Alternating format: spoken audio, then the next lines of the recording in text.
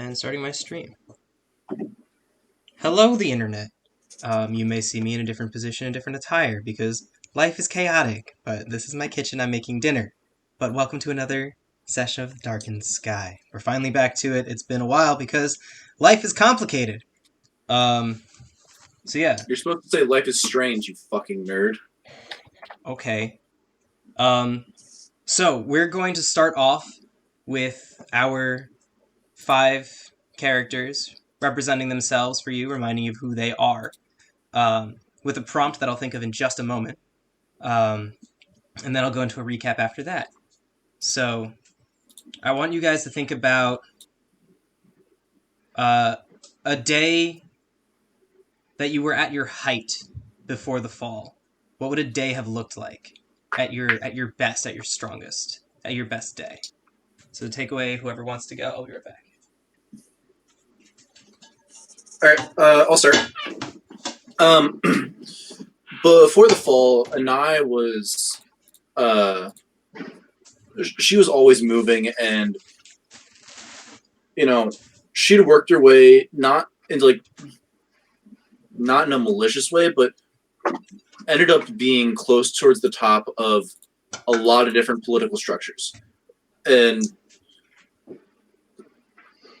a typical day for Anai would be like to wake up and walk into a meeting discussing high intensity land negotiations between 3 different kingdoms and come to a peaceful and calm resolution before spending the evening going out to paint somewhere in the nearby area.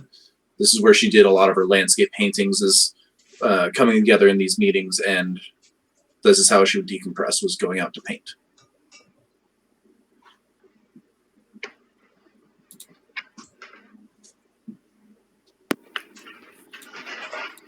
I can go next.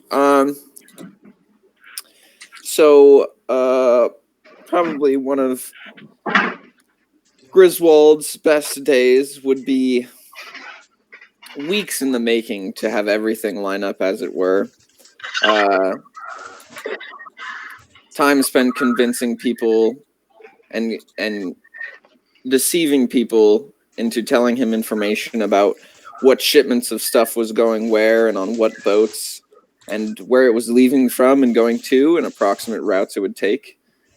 And eventually you would find Griswold next to Captain Algernon Ramsey, sitting and watching as a battle took place between 2 ships.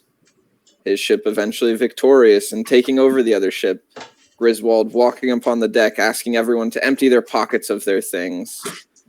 Going through the hull of the ship, finding all of the hidden spaces, and just... Do you steal loose change? You're the worst kind of person. You're the worst pirate I've ever heard. And just spending the rest of the day accounting, sorting, deciding where stuff went, who would get what, and what would stay in his vast collection of things.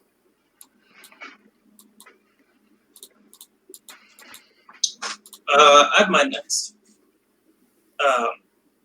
So mine is kind of weird because it's Bronson at his best, doing his most work and what really made him known to the world, but at his worst because it was one of the darker times before the fall. So it was during the war. So we learned in the last session that there was a bit of a falling out between Bronson and other Northerners. So after the split, we see this huge battlefield, hundreds of men dying, and off to the side we see what looks like a camp. And as we zoom in on there, we see that it's full of people wearing different sigils from different sides of the war, all being tended by a group of Northerners. And in this camp along walks what looks like definitely a high-ranking official from one side. He introduces himself as general and asks to speak to the leader. at which point we're introduced to although it's only been a couple years, seemingly much younger Bronson. He's standing atop a bunch of bodies, muttering final prayers to them. And he turns to this general, definitely looks kind of defensive, has a hand on his axe. But the general explains who he is, explains that he understands who Bronson is, and that word has started to grow about his people showing up at the bloodiest parts of the war and saving hundreds. And then he says quietly that he's taking his troops west. And while he knows Bronson doesn't take sides, wanted him to know in case he could find his way out there. And then walks off.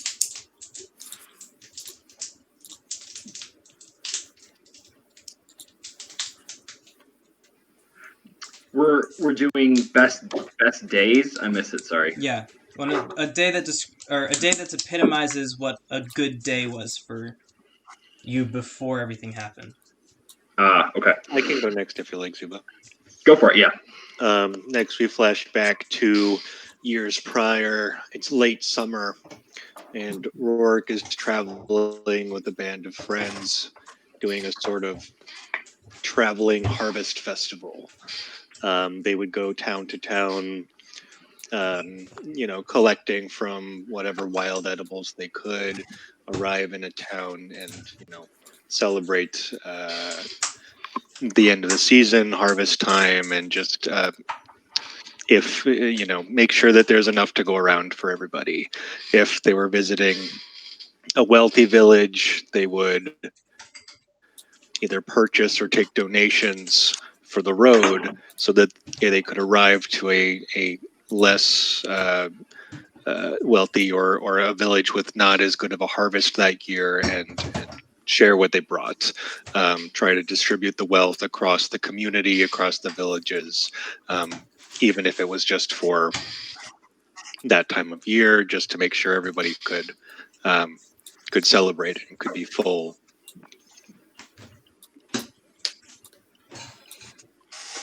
Okay.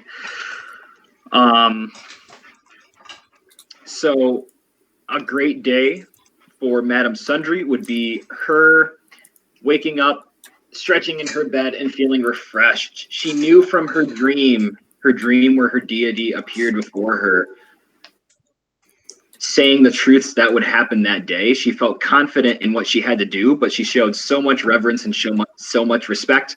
She would pray at the altar one more time just to hear the divine words again of what would happen that day. She would go outside. She'd pick a few herbs from the garden. She'd pick some vegetables, make a quick breakfast. And then upon entering the town, all she would have to do is turn to the person coming towards her and say, "Give it 1 week." Another little girl would come and she'd pull an herb out of her basket. "This is what your mother needs." She would continue just giving guidance and all these answers to people before they could even ask their questions, because she knew what was to pass because of her relationship with her deity. She would occasionally rub the ring that she kept on her finger, thinking about how many days she had to count down until that certain event would come to pass and happen, and she wouldn't have to be alone anymore. She was happy because she never felt alone, and she always felt like she had the right answer, whether it was a question for herself or that others posed upon her. All right, I have one more assignment for you. I want you to describe... I feel like I messed up the prompt a bit. I want you to describe how you tried to recapture that after the fall and how it didn't work. For my character or for everyone? For everyone. Oh, that feeling of a good day, how did you grasp at straws to bring it back only to fail?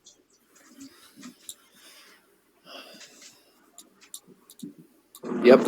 Okay. I can go because I immediately know what I did. Mm-hmm. So after the fall, you see Griswold on what looks to be a mostly deserted island, gathering sticks and shells and just disappointment in what he has. No treasures, but 2 dead bodies beside him. And a bunch of sticks and useless shells with nothing to do with them. No one to trade, no one to show, no one to impress. Not even himself. Thank you. That's exactly what I wanted. I'll go next. So this will be like days after the fall of passage, so relatively soon.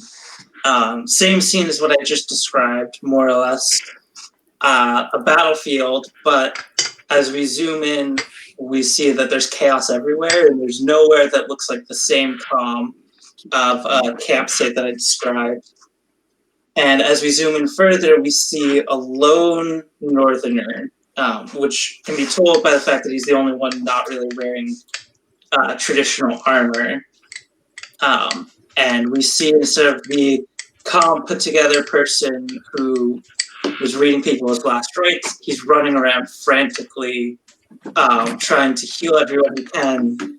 And you see the traditional pose that's taken from a healer, putting your hands generally over the body, and then the magic takes over. He keeps trying to do that, but the wounds aren't closing up. And when each time he tries this, he then has to frantically reach into his kits. But what should be easy wounds for him to heal end up being fatal. And you see some of the people that are in dire conditions asking where the rest of the healers, what happened to his tribe.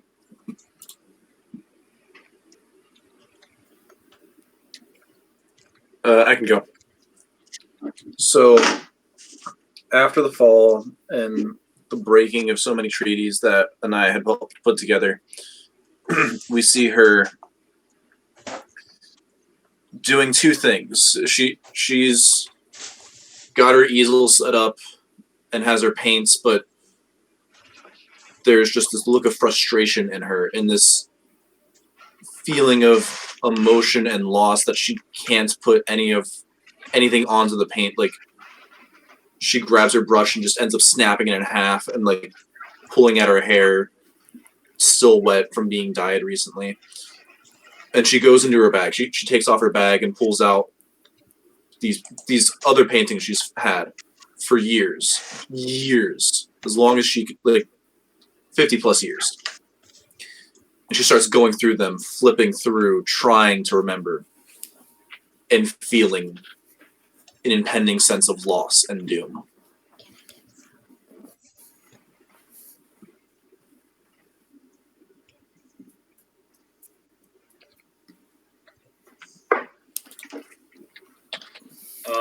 I can go.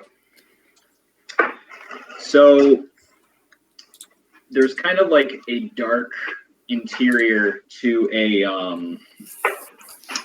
there's a dark interior to a kind of like a traveling wagon thing, and you suddenly see a big flame light, and you see Madame Sundry takes a couple of puffs of a pipe. Coughs. She then leans over. Oh, perfect, right here. She leans over and grabs a huge flask of wine and starts chugging a little bit of it.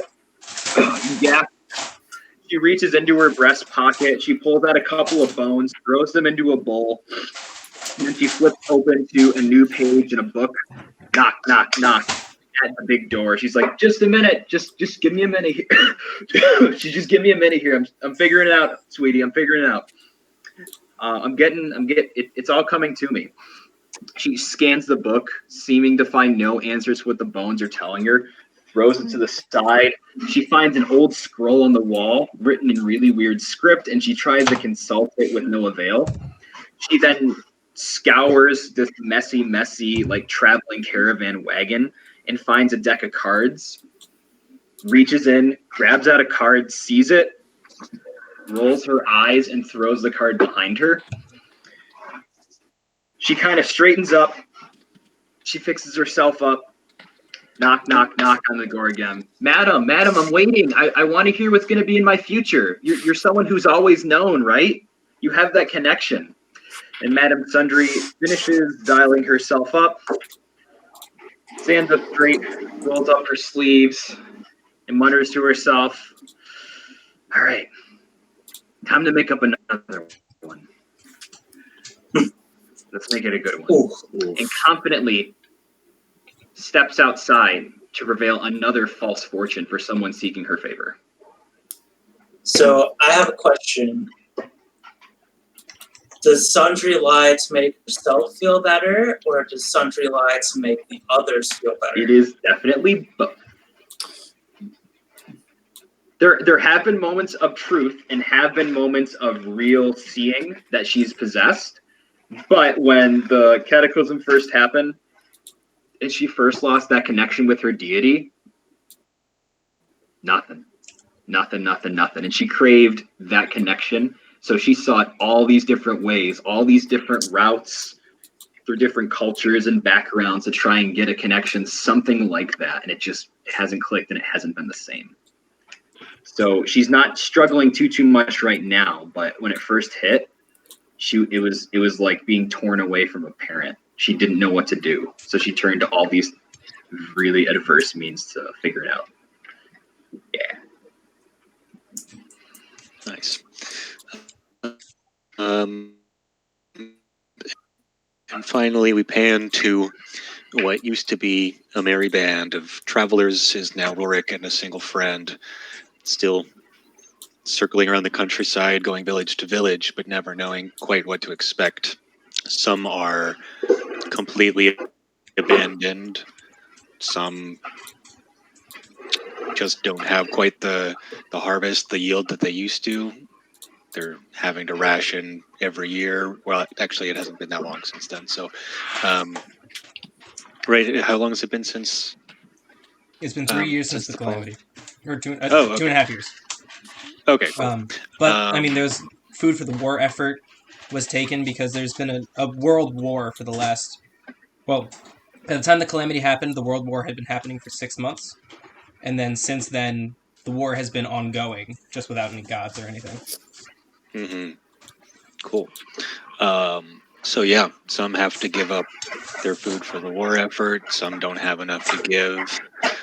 Some villages are completely abandoned. Eventually, Rorik's friend gives up. He needs to find shelter, find a job. Needs to, go in towards the citadel and leaves him alone in the wilderness with just enough to get by on his own, let alone anything to share. So, does Rorik Rote be loathed by others for his seeming naivety? And, he'll go around and ask others for generosity, and they'll respond, how do you think we have anything to give? We're in the middle of a war and the gods are dead. Does he grow to be disliked for his seeming... I don't want to say arrogance. I don't know that I would have asked for charity for like I used to. I think it was more I would try to collect what I can between villages while I was traveling, forage, hunt, do what I can so that when I arrive I have something myself that I can provide, but in the end it's just enough for myself and I'm not able to give as much as I used to. When there was abundance, right, I did collect charity to provide for those, that were less fortunate, but now there's not enough to go around. And that is the world we live in now, with the darkened sky, where everyone's light once shone so bright, it is now dimmed and marred by darkness and sorrow. This party found each other through random chance, and were forged in the field with fear and hope. And together they've been trying to make a difference in the world by moving together, this unlikely group. What we've done so far is we've found the God of Hope, or what remained of it, this godling trapped in the forest, found and rescued by this party, defended by one of its most devout followers, that eradicated a war priest, one of the devotees of war, the most powerful of gods now. And you fled. You went north along the Except coastline. possibly death. What? The most powerful among gods, except for possibly death. Except for possibly death. Currently, as far as the lore goes in your day-to-day life, war is seen as the most powerful. Because death didn't kill other gods and war did. But as you're learning, maybe war didn't. But as you travel along, you traveled along the north coast and you stumbled across a village that seemed abandoned, and you found some dead and one live half-orc, who told his story about being a northerner and having come down to try raiding and being demolished by an elven defensive party. I forgot to do my accent at the beginning, but then was quickly reminded to do a Russian accent, which was very fun. You decided to make your way across the channel to help this man, who repaid you by giving you information that the Khan of the North did not have the hold he once did on the unified tribes, and that they had again broken up into more warring nations. And that there was a man, or that he had not heard of the man you're looking for up north, I believe. You then decided to start traveling upriver, which went rather well until you heard someone crying for help. A few of you immediately dove off the boat. I believe Rorik immediately dove off. Bronson followed close behind. And you found a woman trapped beneath the water, stuck in a fallen tree. After much struggle, the occasional failure, and the inevitable success, you managed to rescue her from the tree, surface safely, and restore her back to some health, where she informed you she was on her way to get a magical plant known as healweed, which had properties of healing well beyond that of normal plants. Bronson had heard of such plants and knew of their value. You managed to navigate your way to this cove. You found this secret grove, took a couple for yourself, and made your way back to the boat safely. And then to pay Sithis, again, apologies for the name, Sithis repaid you by getting you entry into the Elven Bastion, the Geminite Bastion. And I believe entering the Bastion was the last thing we did as you wove between the trees, this hidden passageway in this maze of trees, guarded by a few sentinels who watched the path. I believe that is where we ended, and I did not get to my description of the city. So that is where we can begin. I will be moving down into the basement as I do this. Actually, real quick, I have a retcon that I want to make from the last time we A played. retcon. Yeah. What is this, So- Naruto? This isn't Naruto. You can't do that. So I was asked when we were introduced to another Northerner if there was anything physical that shows Bronson as Bronson, I did ask and I said no. But I realized that his tribe would probably have something to distinguish themselves from other Northerners. Mm-hmm. So I think that Bronson has a tattoo on his right arm. And I want to say, because it'd be kind of cool as a tribe of healers to actually have something that looks like healweed tattooed onto their arms. Oh, I like that. And so this way, during the war, they could distinguish themselves and show, once they got to be better known, they could show the different sides. Hey, we're healers, don't mess with us. The same way that you can have like a first aid symbol to show that we're medics. It is literally a war crime to interfere with us. All right. So yeah, Bronson has a tattoo. He probably always keeps it covered now, but that is something I'll keep in mind. So it still wouldn't have been visible. Yeah. So, So it's the that way interaction wouldn't change, but Yep. the background does. Yes. I wanted to add that because it makes it easier to say, like, hey, if anyone mentions Northerners that match who's Bronson's looking for, you can just say, did they happen to have this tattoo? Plus, it makes a lot of sense. Okay. You guys ready for the Gemini Bastion? Yeah, hit me with it, mate.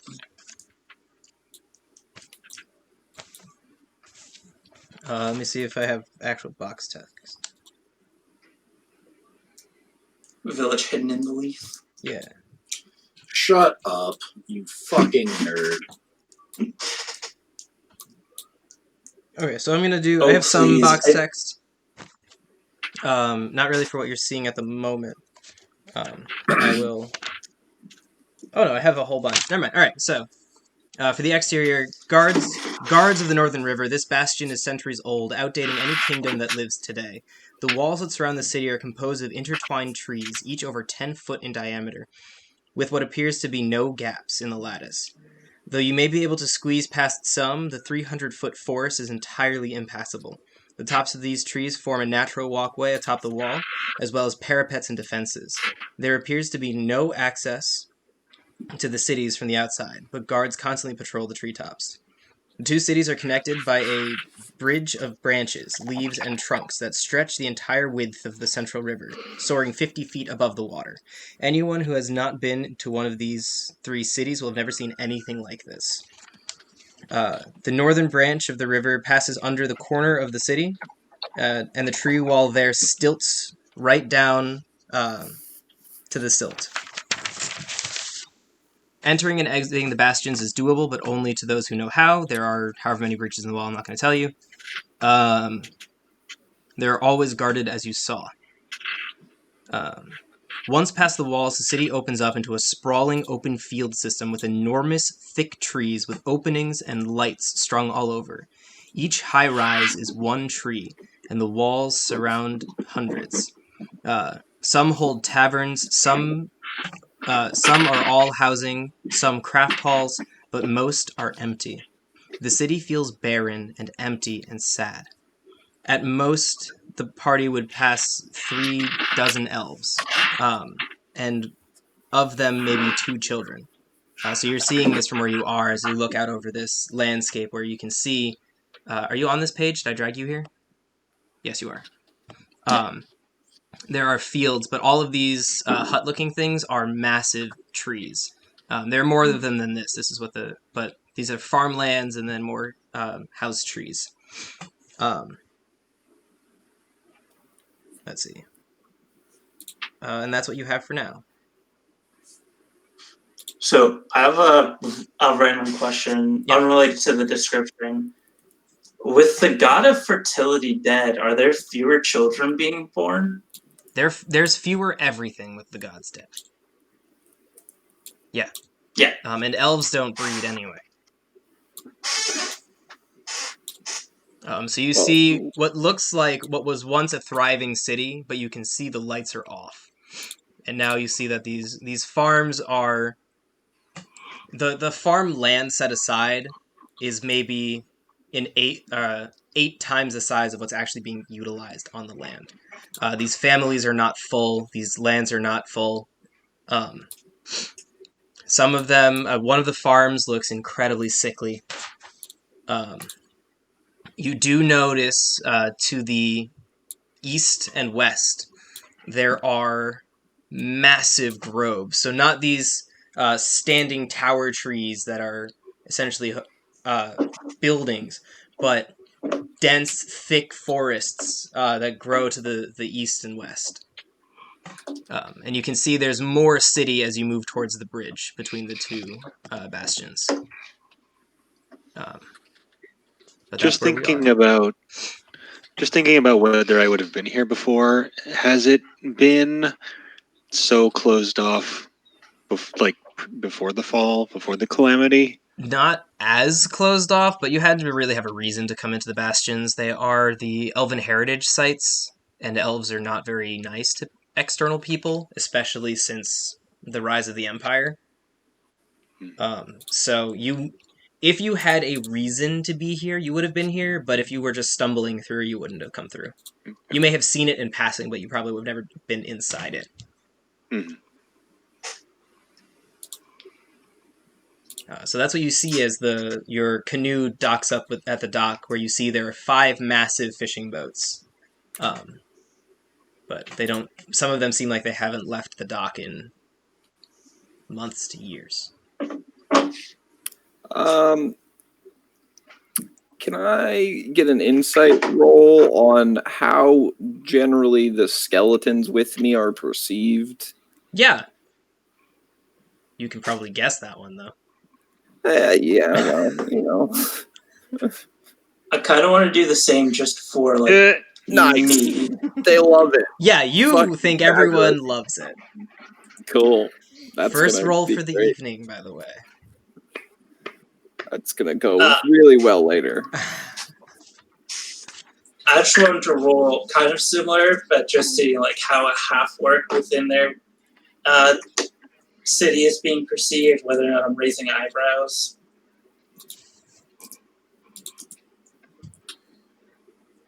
There aren't enough eyebrows to be raised. You're not really passing people. So the city, just so you know, this wide sweeping massive city has a current inhabitant of about, what do I have? 300 people? Couple hundred. I think I have 300 people. Wow. So it's a city with the population of a village. Yeah. Okay. It's like if you took, well, I guess it wouldn't be Syracuse, but Literally one of Syracuse's dorms. yeah. If you have one of Syracuse's dorms spread throughout the entirety of The city? No, because the cities are much bigger nowadays than they were then because of urbanization, but Even take it through the entire SU campus. Yeah, the entirety of SU campus and the dorms attached to SU. Or not dorms, the housing districts, the whole SU district of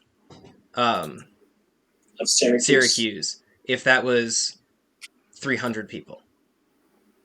Our graduating class. It's empty. Yeah. And it's a little bit more spread out. The trees are massive, but they're empty. They're like apartment buildings with no one in them. Some of them have lights, though. It's not that they're all empty. But...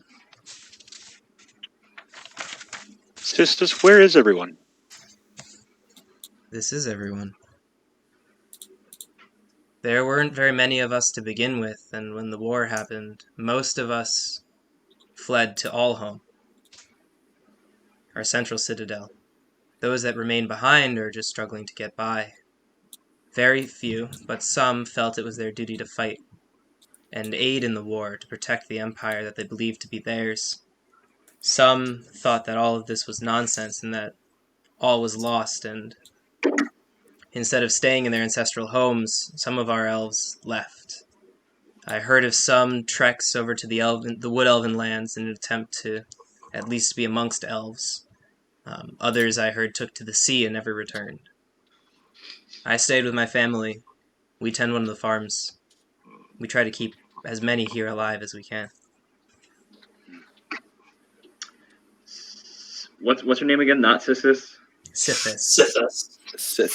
Oh, I couldn't remember. Yeah. Okay. Sithis. Sithis with the TH. Yeah. Sithis, why such a divided view? If this is a home, if this is a place where so many people lived, why were they so divided in how they acted during the wartime? Why would some abandon this place? Why would some fight for it and others not? Why such division? People are different. People are scared. There are many of us who do not believe we should ever have belonged to the Empire. I don't know if you know our history, but the Empire only rose a century ago, and it rose in the wake of a violent plague that wiped out over half of the elven population. Our kingdom collapsed almost overnight. I have to get my other notebook to remember names. Hold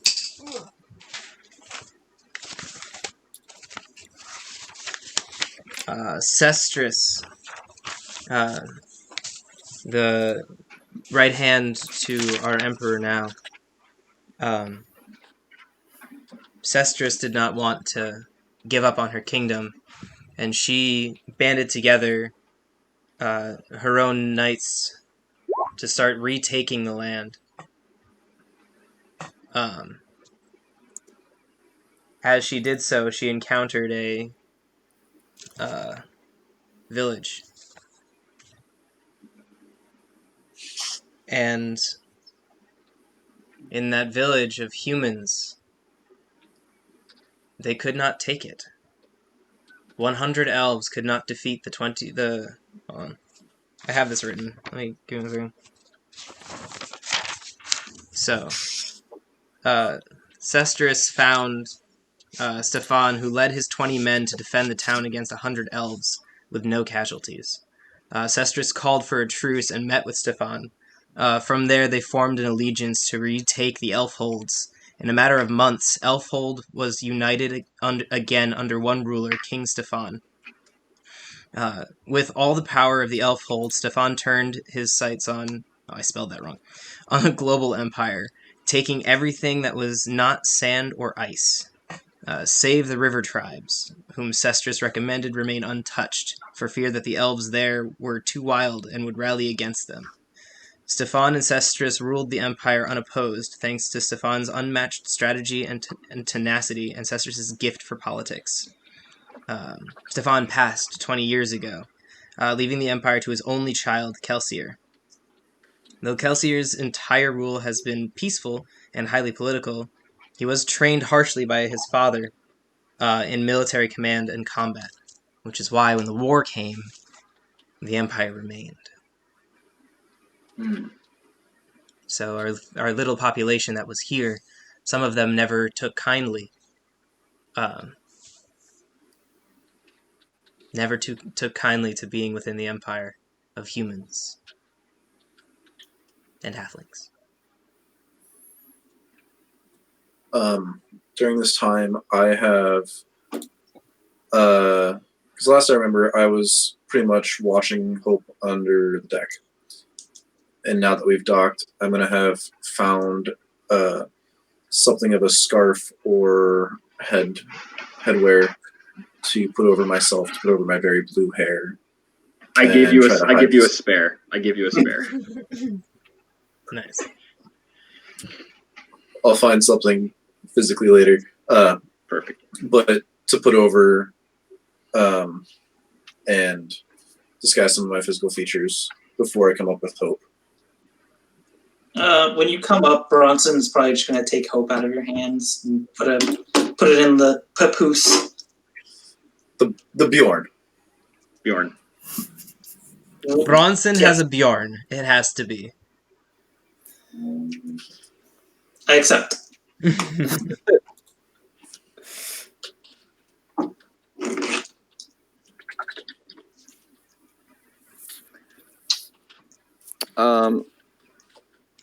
I don't remember. We have a note, or I have a note that says Elira is a bar owner here. You might be right. Hold on 1 second. Pretty sure I put that note down. I don't recall the context of which that was. Blacksmiths. Bronson was asking Tailors, about butchers. other northerners, and I think Sithis said that if anyone would know, it would be the barkeep. Clergy, road tenders. Tavern workers. Yes, bar owner is Elira. Yes. Okay. Did Sithis already offer us her place to stay in, or did that not occur? Say one more time. Do we have a place to stay currently with You're welcome to Sithis? stay on our farm. Although my sister is ill, so as long as that does not disturb you, she should be fine now that we have the heal weed.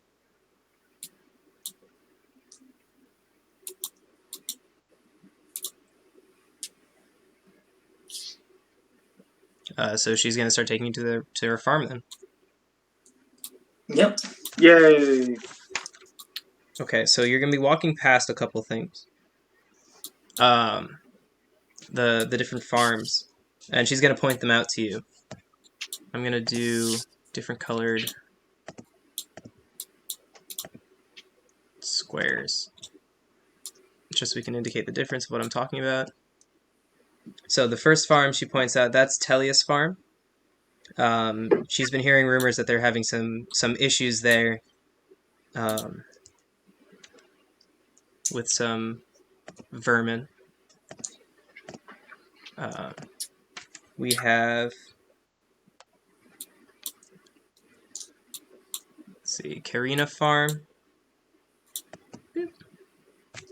That's less visible than I hoped it would be. Karina Farms, where she says they're struggling a little bit on hands, but otherwise they're actually doing just fine. This is an effective way of getting some information out. Stolich Farms, over this way. There's rumor that he is greatly in debt. And he might be going under any day now, depending on if Elira ever needles him for the debt.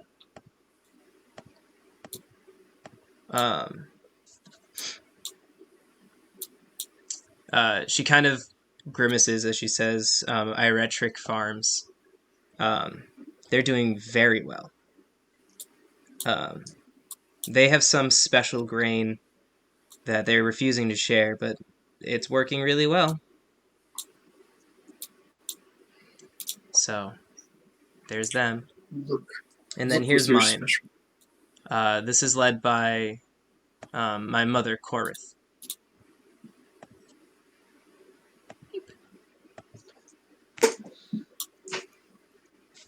And then the last farm is Mandara Farms, and that's the one that you see is their plants are withering. A blight has hit their fields, and they're trying to cut it, but it doesn't seem as though anything is going to save that field. So you guys end up at the Korith Fields. Cool. Did she, I don't know why I keep asking. I'll just ask in person.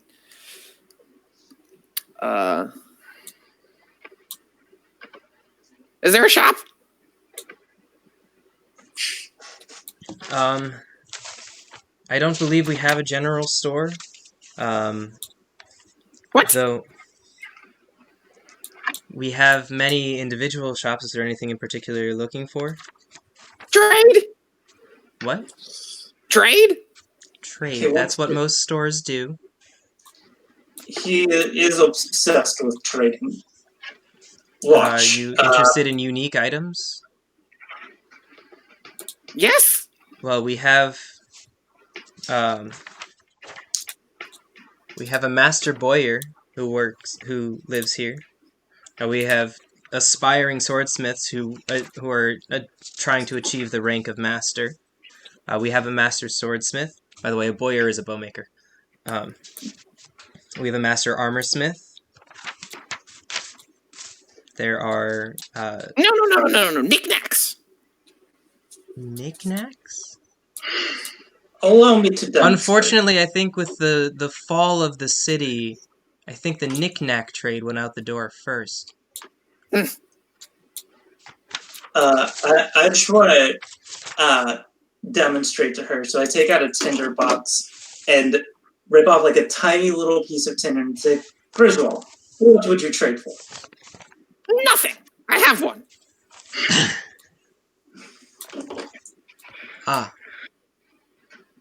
Sithis, there isn't much of a community that partakes in the mystical arts here, is there?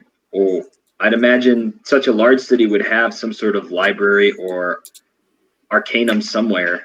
Is that still around? Are there still people at one? Our devotees still remain. We have clergy members and their tenders who tend to the trees.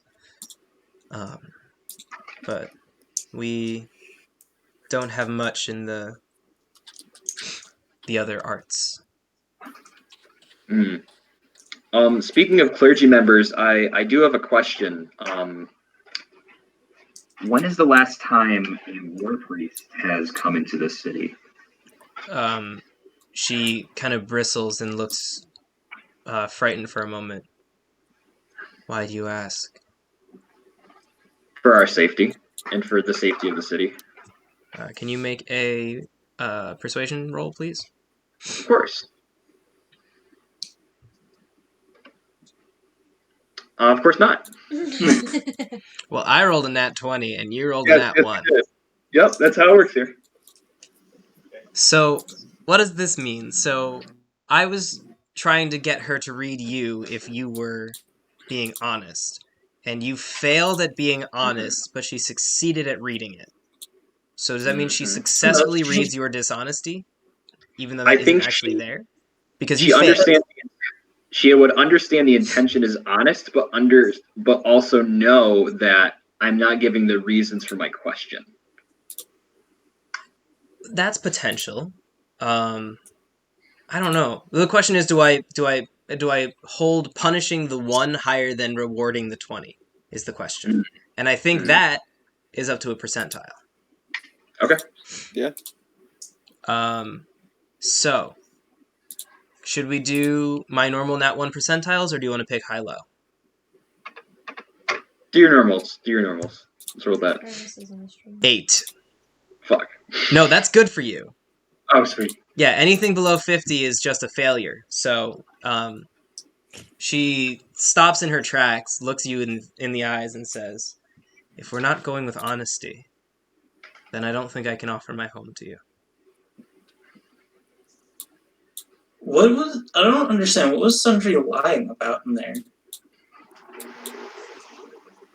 Because she's not interested about her safety. It's about the safety of of Hope and whether or not information is getting out and who's in the city. Really trying to test the waters. More trying to figure out if the city is war defenders more than her own actual safety. Right? That's a good way to phrase it. Yeah.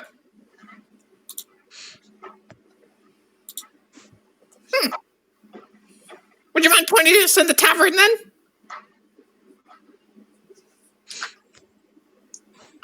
We have 5. A lot of them did not feel like leaving, though business isn't doing well. I don't know if they... Actually, do we have 5 that still operate? No, we have 5 people that work in the tavern. So we have yes. The tavern is here. Which I will mark. Let's do...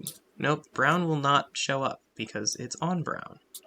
So we'll do white with a green border. This one. Dink! Okay.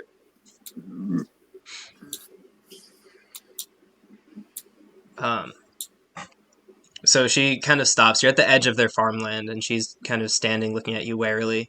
You've kind of shattered a bit of the allegiance that you had here, so you're welcome to try to pick up the pieces or walk away. It seems like Griswold is fine walking away. We've already had to fight off one in the last few days. I'm just trying to avoid another. You are very quiet. Yeah, I can't hear you, man. Oh, sorry. How's that? Better. Yeah, I better, can't but tell you're if still my quiet. microphone is in my ears or in the on the screen. Anyway, what were you saying? I said we had to fight one off in the recent days already. We're trying to avoid another. Mm-hmm. What do you mean you fought one off? Well, fight is Within the strong old word. empire? Yes. Yeah. Yes. Because of... Yeah, there was a war priest. It was crazy. Crazier than me. You might be right. I don't know how. It did not come through here. Our patrols have been diligent. It must have been our southern bastion. That was a problem. No, he came from south by boat. Correct, and the bastion is supposed to protect our waters, so I don't know how the war priest would have gotten through. Wait, you know he came by boat? Do you know from where? I forget the name of the place. Yeah, There's it's like to the south. It was what, West Cove, I think? Sounds about right. Yeah. My maps. We would know. I know, Yeah. and I should You do know. not know. Because I haven't looked at my maps in a while.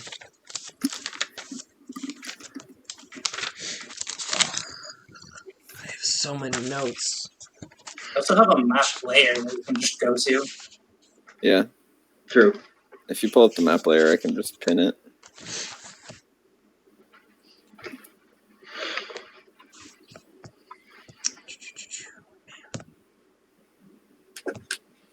It's like right here. Yeah, so that East Cove. East Cove, yeah. He- East Cove is here. Oopsies. Well, that wasn't on purpose, but there it is. It should be a different color though, but we'll leave that for now. Someone can change it later. he came from East Cove. Interesting. I shall let our leadership know that a war priest was seen here. Thank you for informing me. You are welcome to stay at my farms. I hope it provides you protection. I will tend to my sister, but I must be on my way. I must inform the council. And she hastens into her tree home thing. I'm gonna go with her. I'll tell her that I'll help her with her sister. Okay. I feel very welcome here, so I will go towards the tavern. Great. I want some answers as well. Griswold, do you mind if I accompany you? I'm also seeking some answers, and a drink wouldn't be bad right now either. Of course. All right, let us be off, and maybe we can find some hooligan in this city with a trinket for you. I'm thinking trading. Mm-hmm. Let's do it. Perhaps tasks. Those vermin we could dispose of. A job? We should, before we separate, how long do you want to spend here? I think not more than a day or two at most would be good. We should continue along to Citadel as soon as we can. Bronson, I think that sounds like a sound plan. A day, no more than 2. I'm in agreement. And I? The less time we spend here, the better. Right? You notice that Anaya is very tense right now. Okay.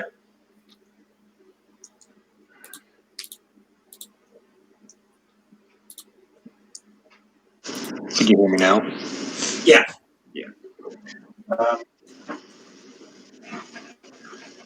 These people need our help. I mean, we can do what we can.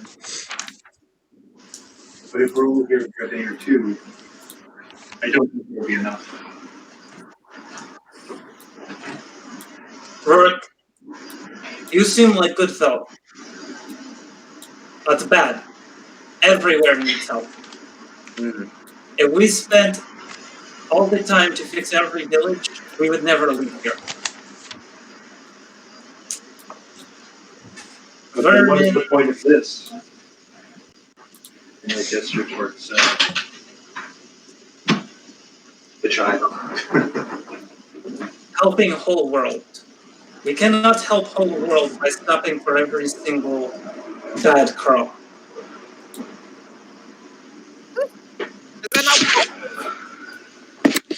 You rubbed your mic right when you said that, so I heard nothing. Me? Yeah. Or something happened. Someone must have rubbed their mic. I just didn't hear what you said. Is that not what hope is? There you go.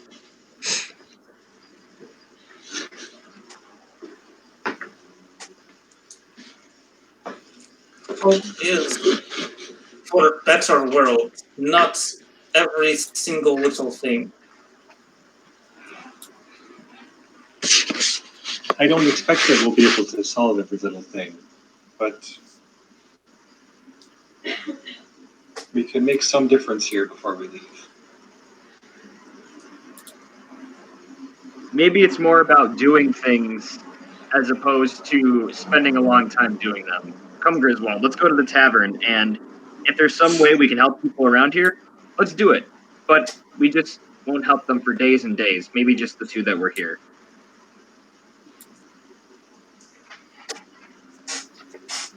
I walk with Madame Sundry to the tavern.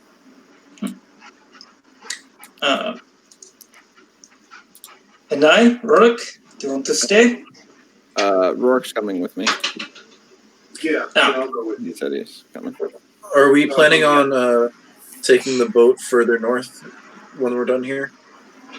Uh, I don't remember what our I plan believe was to our get plan was to. to go to the central bastion and then northwest to the city. Okay. Yeah. Because there's a convenient road that connects straight from the central bastion. Got it. So we're planning in the road. Oh, so this is here's the old empire, by the way. If you wanted to retake a look at that. So your planning was to go to the Citadel, or the all homes, so that you could go up to the Citadel, following the road network. Yep. So we're gonna go there and then there. Yeah, basically straight away. Cool. All right. I will join Bronson in going to Sis's home. All right, so we've got 2 going into the farms, and then 3 going to the tavern. Mm-hmm. Wait, was Rorik going to the tavern? Yeah, he did. Yeah. Okay. Yeah.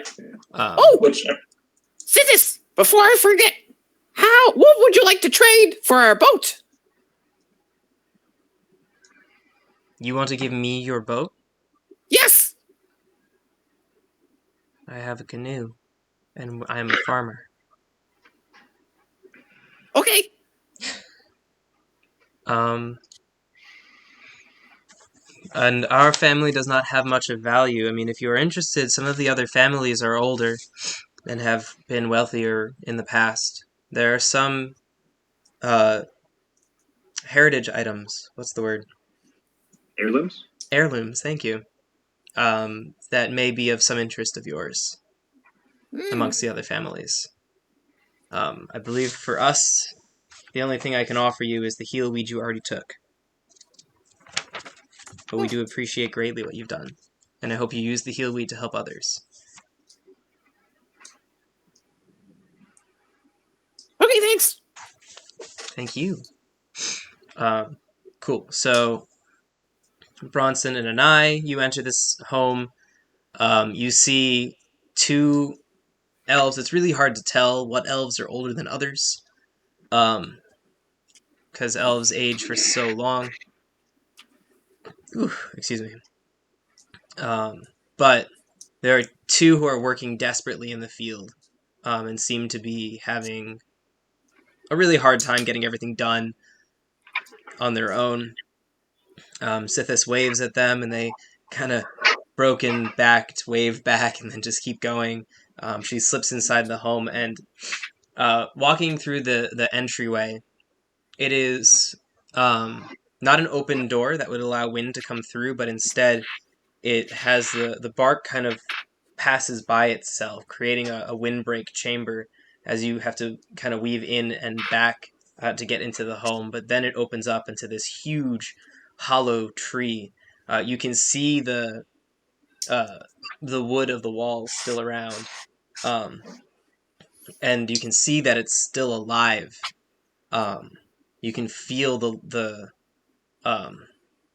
moisture in the air, how everything is growing, but it doesn't seem to be growing into the space. And it's this beautiful open home where you see in the back corner on a bed is a shivering, coughing elf. And Sithis runs over. So I want to say that at the entryway, I make sure to take off all of my weapons, my axes, javelin, and put them all at the side of the entryway. Great.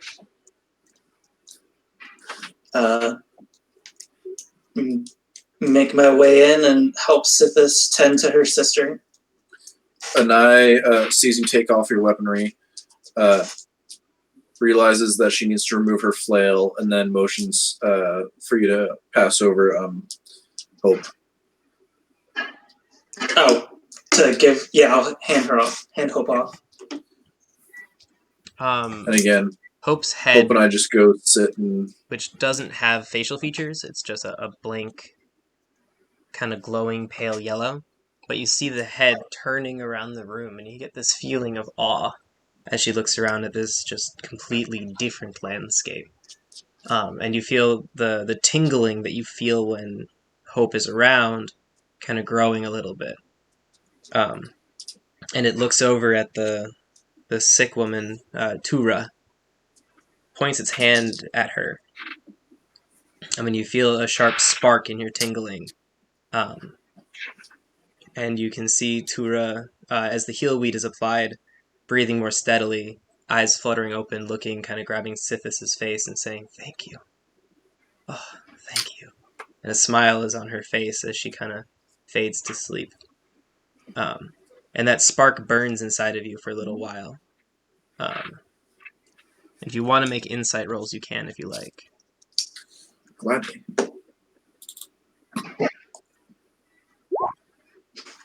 Perfect. Oh, Nice. Okay, so I wasn't expecting a natural 20. Are you ever? Sometimes, so I wanted this to be like a hint, but a natural 20 makes hints a lot bigger. So hold on a second. I'm going to whisper. Anai, you feel this spark as Hope kind of uses its power, and you feel the hope sparking inside of Tura. And this spark inside of you feels so familiar. So familiar.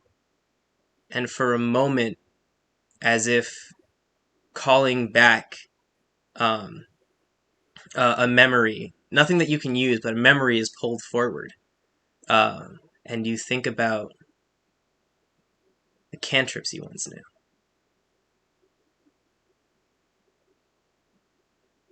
And we're going to go back to everyone now. We're back.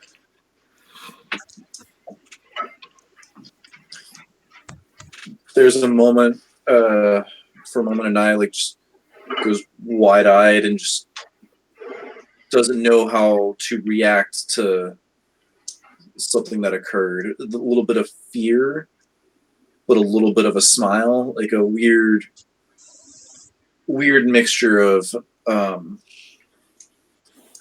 bunch of emotions just flash over her eyes, like very rapidly, before she grabs a hold of herself again and like takes a couple deep breaths and steadies herself. With a 5, am I allowed to interpret that Hope just tried to help with the healing? Sure. Okay. As Hope tries to do that, I'm gonna just kind of like put a hand in the way, like on his head, kneeling down, saying, "You should not exert yourself." wrong. Its arms come down a little bit, but it doesn't do much. Okay. And I'll go back to helping with Sithis' sister. All right. Unless there's... Okay, continue. Once Sithis' sister's presumably stable, knowing that Sithis almost died today, I'm going to tell her, you should also rest. Sometimes drowning can have later effects. Sithis nods and gestures to the food preparation area of the open floor plan, and says, "There's some bread in the drawers and some butter under the lid. You're welcome to it. I think I will take a seat." And she kind of sits down next to her sister, grabs her hand, and kind of like lists off, holding her sister's hand. Is As there a she, pathway? Go ahead, Reed. as she nods off, I'm gonna try and like find another bed, just pick it up, move it over there, and lay the sisters next to each other. I know it's a sweet thing you're doing, but lifting sleeping women to put them in bed who you just met doesn't feel sweet. I mean, it could definitely not be sweet, but in this moment, it is. Okay. Is there a Thank like you, Isaac. way to climb the tree from the inside at all? Like Yes. get higher? There are other exit ways I'm gonna- from there that mostly seem like there's kind of furniture put in the way, just so it doesn't feel like a big empty space. But you can make your way around the furniture and make your way up. Cool. Yeah. I'm gonna go up as high as I can after Bronson is settled and hand hope over to Bronson. So as you climb all the pass way by up. these floors, you can, if you're interested, you can take a peek in. I think you have to go in order to get to the next stairway. So you're walking through these floors, and there are residuals of other families that lived here. But anything of value seemed to have been picked clean. And it doesn't look like it was necessarily the first people who left that took everything, but it seems like it's a couple of different times it was kind of rifled through if there was something that a family needed or someone who was here wondered was there. There are a couple things left, but not too much, and this is kind of the story of each floor as you go. Are you looking for anything in particular, or are you just looking for something of value? A knick-knack to trade to Griswold later. There's a carved wooden horse. Perfect. That isn't done very well, but it looks like it was a child's toy. There you A go. wooden horse. Just for you. Just to trade to Griswold. Just to trade to Griswold. Is that what you wanted to hear, Denali? It's fine. I'm not upset about it. You are supporting my god. And then I keep climbing until I can get up as high as possible, where I then sit and meditate and eventually paint. Holding Hope, right? No. Hope is down with Bronson. Oh, Hope's the Bronson, so you're alone. Okay. Yeah. I will, after everything's settled, I guess Walt and I's either meditating or probably painting, bring up some food for her. I would like you to roll perception to see if you caught her as she slipped out of the room. If you noticed where she went. Yeah, you saw her earlier. Okay, yeah, so you can bring her some food. So before that happens, we're going to bounce back to our tavern goers. So you guys walk your way through these trees. Again, very empty streets, not a whole lot going on. The same idea with the doorway as you have to weave your way in. For my sake, you make noise on your way in, whether it's the clattering of the skeletons or you bump into something as you go. But as you enter, you hear a woman yell, "Stole it! You better have my money!" And then you walk in and it's like, oh, you're some new faces. Sorry, the only one who visits my bar owes me a lot of money. Please come in. And you see it's a... she's got a little bit of meat on her bones, which isn't something you see much amongst the elves. She's got a healthy glow to her look. She invites you in and yells to the back, "Grist, light up the burners, we've got people! Ellis, Ira, get out here!" And you see two younger-looking barmaids make their way out. You see there's a male elf in the corner, kind of whittling, who, when everyone gets yelled, kind of looks up, notices he didn't get yelled for, flicks his hair that's covering half his face aside, and goes back to whittling. There's no one else in the bar. Most of the stools are up on the tables, but Ellis and Ira bring down tables, and Elira walks over with 3 flagons of, or no, not flagons, yeah, flagons of mead, place them on the tables and say, "I assume you're thirsty? First one's on me." Yes, very thirsty. I take the flagon, raise my eyebrows. How'd you know that? Who told you? Well, you, little one, are definitely not from around here, so I'm guessing you've traveled far. It's been a long time since I've seen a gnome. I reach into my sleeve and I pull out a little business card. If you can do that again and do it consistently, we'll be in touch. I slide my business card. But you are correct. We are new into this town. She We have a stops lovely you for just host a moment. It's like, oh, I'm sorry. Did your 2 companions want as well? Ellis no, and you- Ira you- kind of you look at went each other, through but then go and grab some stools for the skeletons. Oh, they're fine. Okay. They put the stools down, but she doesn't get the drinks. Continue, Zuba. I just needed to do that. Oh, they don't drink much. Goes right through them.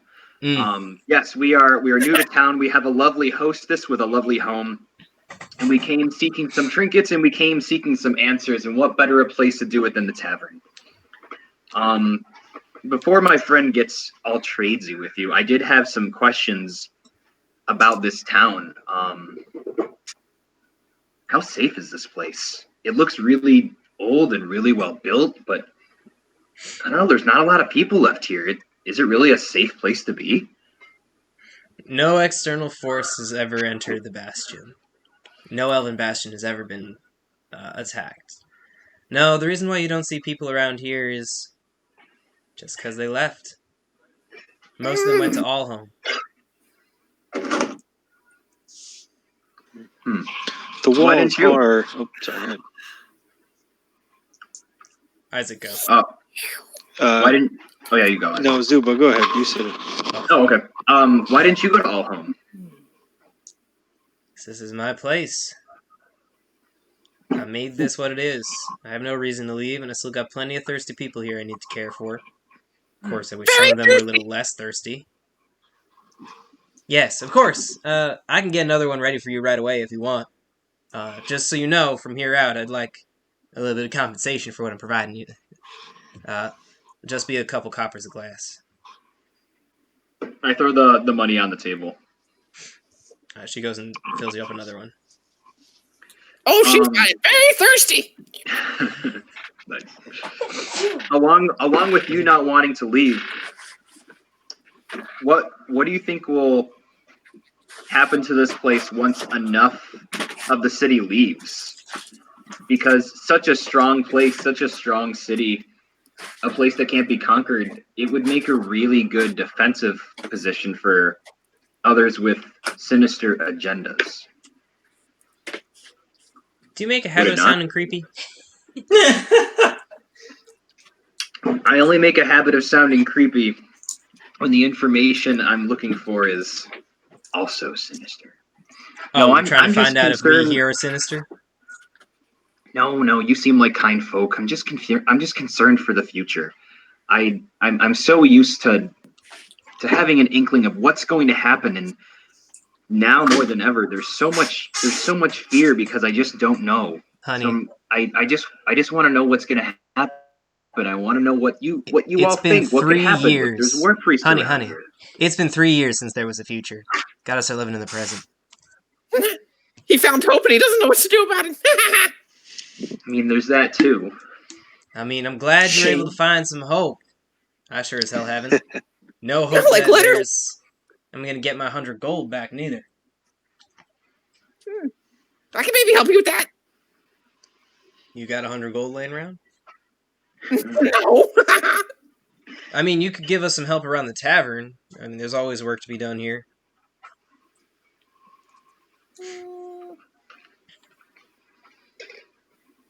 Who owes you money? What do I remember Stolich? his name? His name? Stolich. Yeah, I would have. Okay. Stolich, right? That's right. He keeps coming in here, buying drinks, keeps buying drinks for Ellis. Ellis kind of blushes and walks away. But he doesn't ever make no moves, so not only is he wasting my money, he's also wasting my time, and Ellis's time, and his own time. What do you give me if I get it for you? If you get what for me? Your gold. Well, it's not so much what you would get. I would give you. I'm sure Stolich would be over the hills. I've heard he's got some. What? Hmm? No, I'm gonna get him to give you the gold. Well, that would be amazing. At that point, I would have my gold. So what do I get? I just don't think he has it. Is the problem.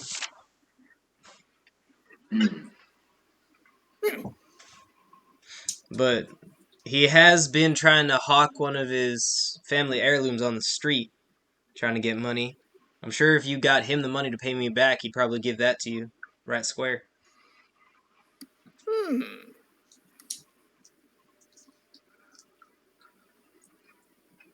Does he come from a good family? Carry good heirlooms? His family is one of the old families from before the Empire. Most of them died in the plague, so the heirlooms got passed down to him. He and his friends who've been running the farm have been selling them off one by one, trying to keep going. Not sure what he's got left, but if it's anything from the old times, it's something interesting. So let me get this straight. I'm gonna get a guy to give you 100 gold, and you're not gonna give me anything? That seems a little backwards, because otherwise you have no gold. Persuasion roll. If you say it confident enough, it must be true. Right. Nice one. Alright, how about this?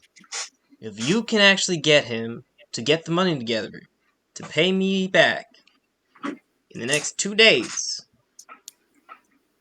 I'll throw you something that I've been keeping. I've got a small flask that never runs out of ale. Done! Unfortunately, you can only drink it in one-shot bursts. And then you need to do some weird shaking. Sounds great. Let's do it. Alright, if you can get that poor bastard, literally, to get me 100 golds before the next sundown after this, and I'll give you this useless magic item. Great. Alrighty. And then you'll also get the not useless magic item I've been trying to get you to get. But that's less fun.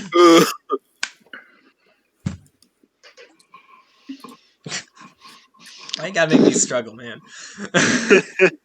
Because this is literally my character. Where are you going to get this man 100 gold? I don't know. No, this is in character. Griswold, tell me. Oh, I don't know. I haven't figured it out yet. I haven't talked to him.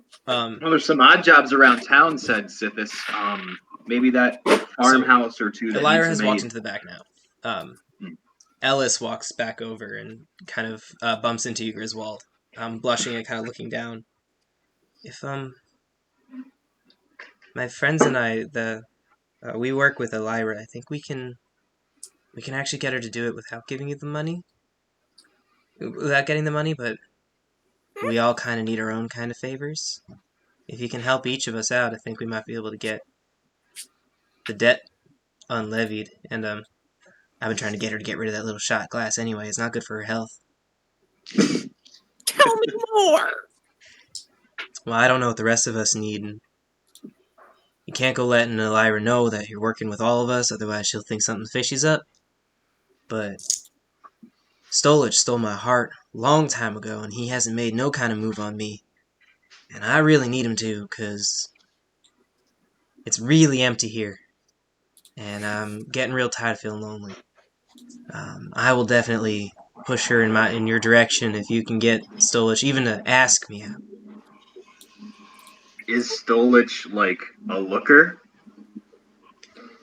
I think the actions are limited. Maybe they look like Kendrick. Wow.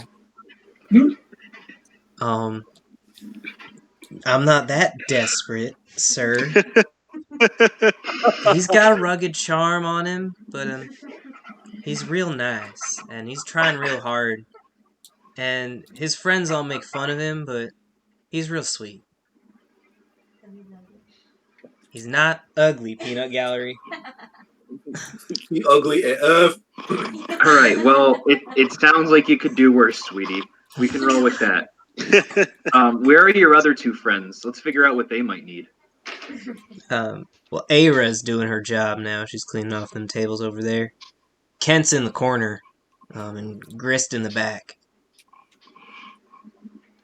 Send them over. I mean, wouldn't it be kind of obvious if we all came up to the table? Wouldn't it be obvious if we all Griswold. I gotcha. Madame Sudry snaps her fingers and waves her hand for a second. What's the old guy in the corner? The young guy in the corner is Kent. Oh. Kent hears in his head. Hey, sweetie, talking with the rest of the staff. We're trying to make some deals here. Anything you might need for us to help you out with, you can leave a reply. Man, I haven't had Press 1 for more options. Oh, yeah, man. Dude, so Elira's got a secret stash of elven wine. Mm-hmm. You can get me a bottle of that, and I'll push her in your right direction. Another Is this message kid like goes an Elven teenager? Yes, he is. Just trying to get... Another message goes You into didn't his get head. that from him whittling in the corner and the hair out over his okay, face? yeah, I see it now. The picture is complete. He gets another message in his head. Just don't say it's from us, and we'll hook you up. Never would. Oh boy, I'm gonna tell my friends. No, don't tell your friends. Oh, right. All right. Where's the next one? Where's the next one I'm gonna message? You can see into the kitchen, so you see Grist, who's this big burly man with a huge beard, which you do not see on elves much. Just flipping something in the back and stirring some kind of pot. Cast a message at him because it can go around corners and shit. Hey, big guy. Heard you might need some favors done to help you out, and we're trying to help out the bar staff here. What kind of stuff you need? What kind of stuff you need? Feel free to leave a message. Man. Hold on. How is no one weirded out by the fact that they're getting messages randomly in their head? I actually thought about that, and I was going to make a comment with Kent, but because this is the Elven city, this was filled with sorcerers before the plague and before the Empire. So this is new in the last 50 years, but most of them remember this sort of thing happening frequently. They had instant messaging.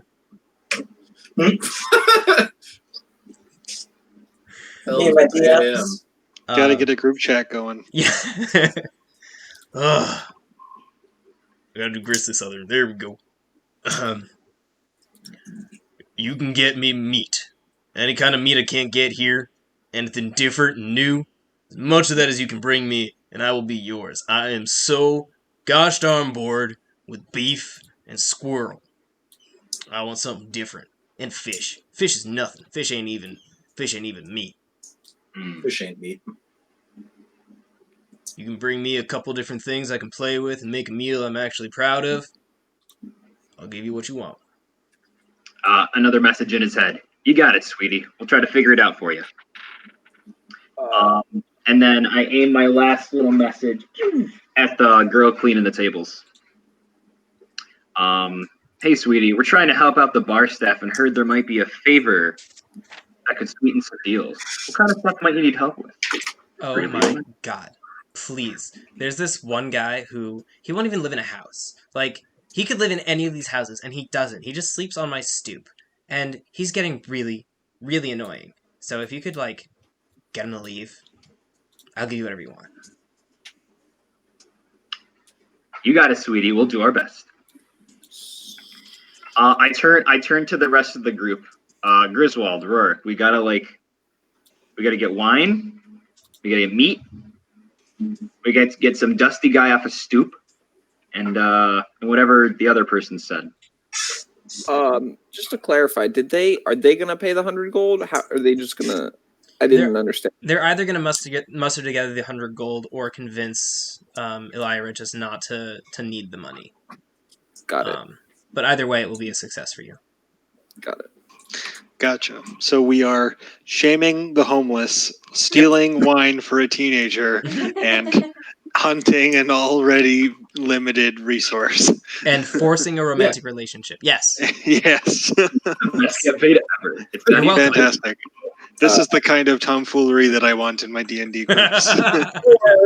Or Happy to provide. Reward for it too. Or we go to Stockton.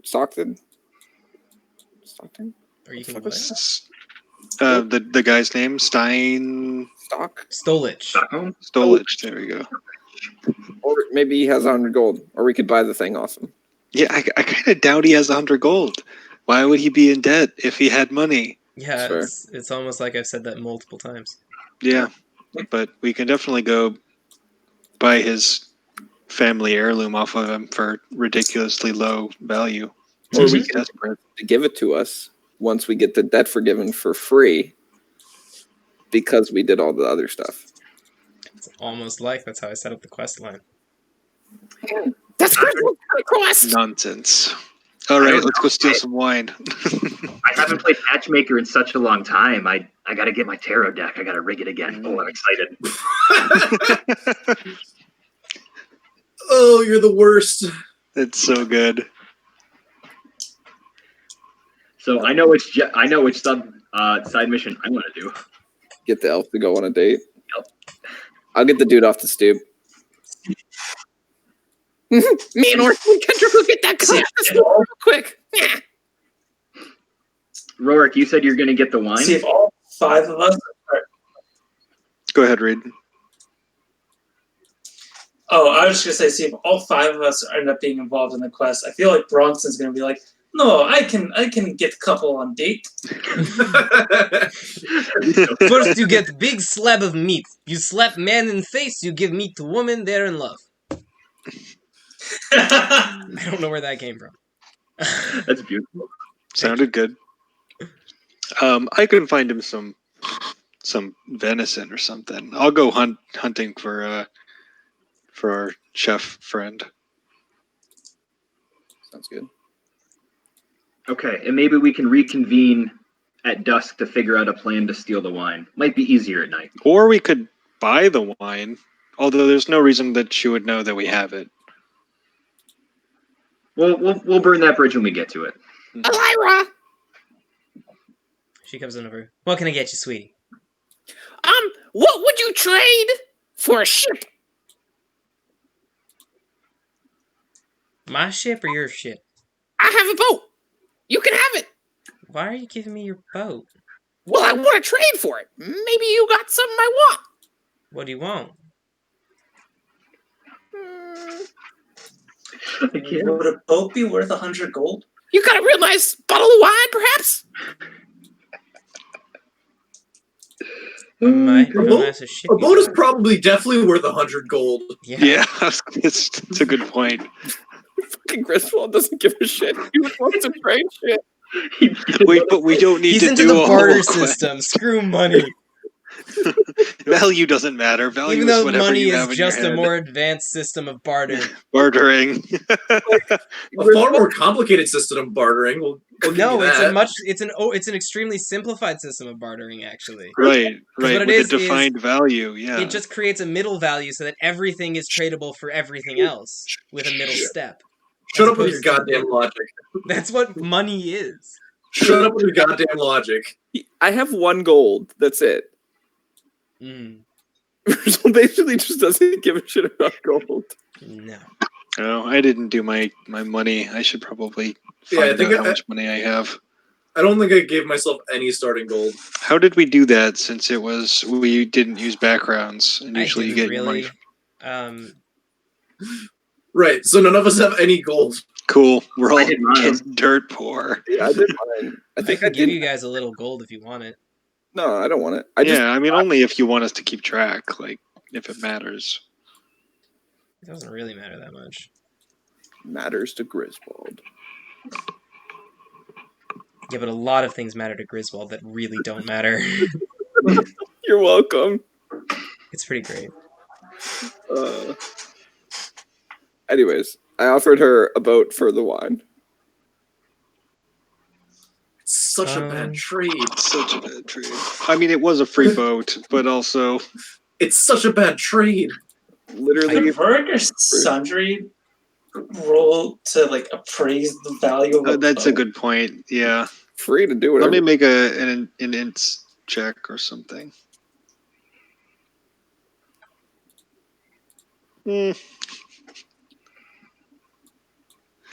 Um.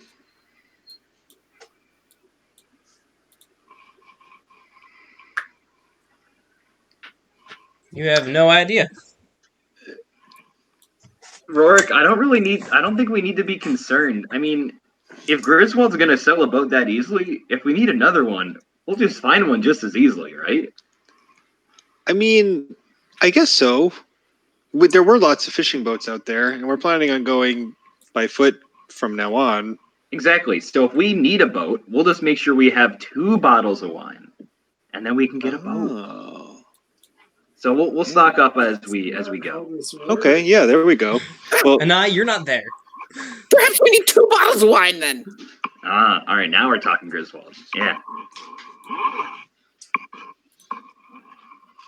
What do you say, Lyra?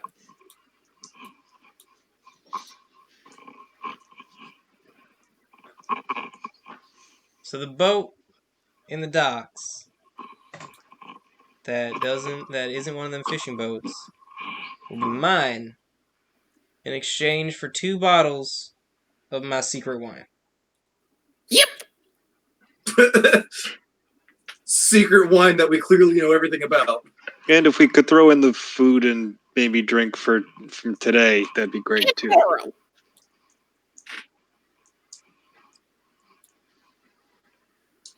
All right.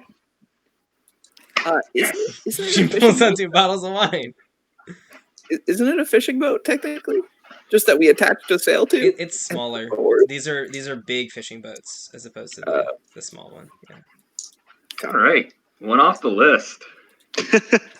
Nice. Yeah, This if is you so trade the free stupid. boat I gave you for a fourth of a quest item. Yep. I mean, Sure. in reality, what are we going to do with the boat as we go across yeah. land? I didn't think that through, but that wasn't. I did. Yeah, it was that or just leave it, right? We could have just left it here, but Yeah. if we can get anything out of it, I guess we might as well. Griswold, let me hold on to the wine. I'll make sure it gets to the person who needs it. I'll give you 1. Okay, I'll take the 1. I pew a message to the boy in the corner. The message says, "The alley just behind here at sunset. Meet me there for your wine. I just don't want anyone here getting some weird ideas about doing it right on the table here." I bust tables. I can just clear your table and grab it. Another message. No. Really, I don't want your boss to think that you're taking freebies or anything like that. I don't want to get you in trouble, kid. Hey, All right. wait. Shouldn't we make sure that Stolich doesn't have the money first before we give this away? He doesn't have the money. There's no way. Fair enough. There's no way. All right. Well, it looks But we like could go there next. Yeah, it looks like we could try to find him on our way to doing the next 3 things. What do you think? Are we all set in here? I slugged my drink. Yep. Unless I got more to trade. Nah, we'll come back and maybe we'll find some more people to trade with. Oh, there was one other question I had. Elira. I heard something about some special wheat, one of the farms that's doing better off than the rest. Do you know anything about that? All we know is they don't share their secret. And we don't know. You don't know what it could be. A different. It's A different growing kind like of it did crop. before the gods died. Maybe a god landed there. It's possible. Is there enough food to go around here? We're making do, but with the short hands on the fields, it's getting a little difficult, and one of our fields is succumbing to a blight. Nothing our clergy can do anymore. Our tenders can't fix it. They don't have that spark of divine. So it seems as though we're going to lose a good amount of food, and well, we're already off all our storage supplies, so I not see. sure where we're going from here. Has the bastion? I mean, is there a government or somebody? Have they talked to the family to see, about spreading the food out and, if they have such a good harvest, you should. The issue Make with it that available. comes if we alienate the family, then we lose all our food. True. So you're All right. welcome to go and try to convince them, but they haven't been listening so good. At least not to us. Yeah, okay. Anai's a negotiator. Get her to do it.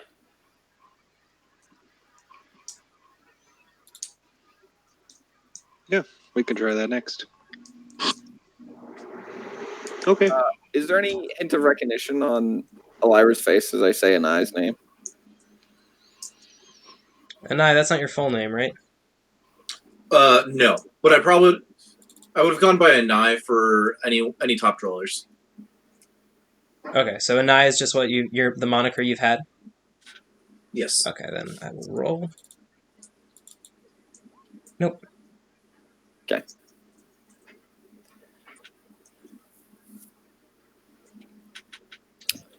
Sounds good. Whenever the other two are ready, we go to see Stolich.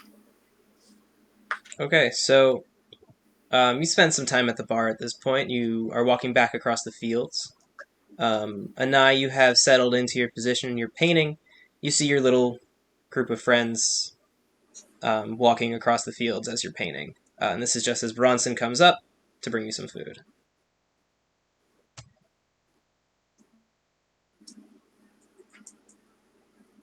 Thank you, Bronson.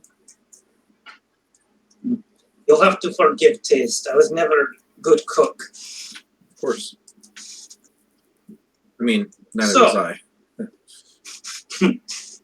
Yes, I have not heard myths of amazing dwarven cuisine. That was never my specialty.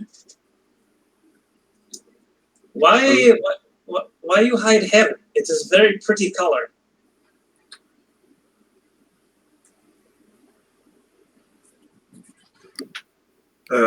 I'm concerned. It's not just the hair; it's all of me. I've not had very many good run-ins with groups of elves, and We have something in common. I do not remember why my ancestors closed their doors, but the elves might, and that scares me.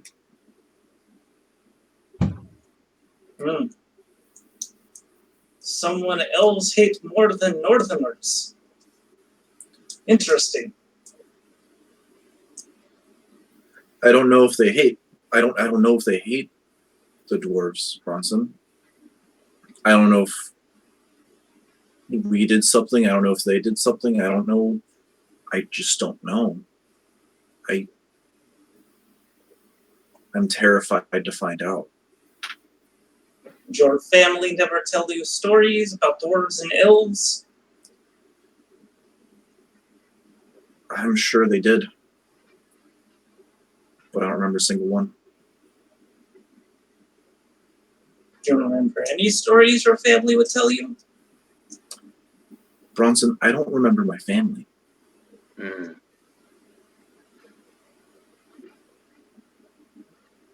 I don't remember my family.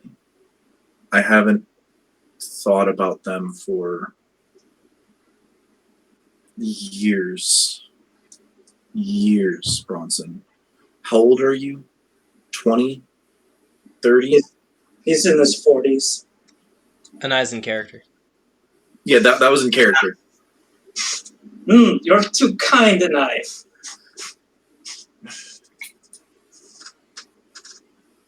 I don't know if I've thought about them since before you were born, Bronson. It's one of the hardest things I've ever done to come away from home. I remember why I did it, but I don't remember anything else. I have no idea what will happen if I ever do find my home. Well, let's start with what you do know. Why did you leave? I felt like I needed to show the world and my home that the trust and relationship could be rebuilt.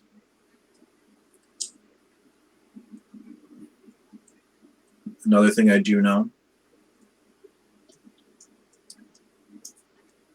is that that hope, that young God reminds me of someone, and I don't know who.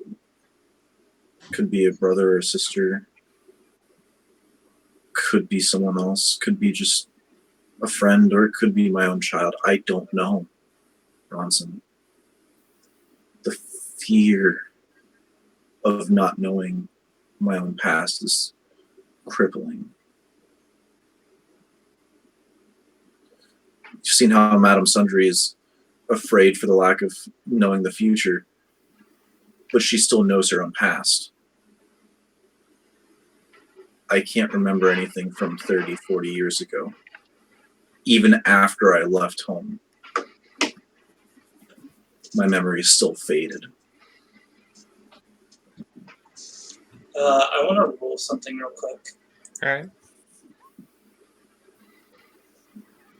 Is an 11 enough to know anything about Anai's history? Like the things she's famous for? I think we established you were not familiar with Anai early on. Yeah. And if we didn't, we've reestablished it now. Yeah, Bronson's a northerner, doesn't really give a shit about what else was going on in the world before.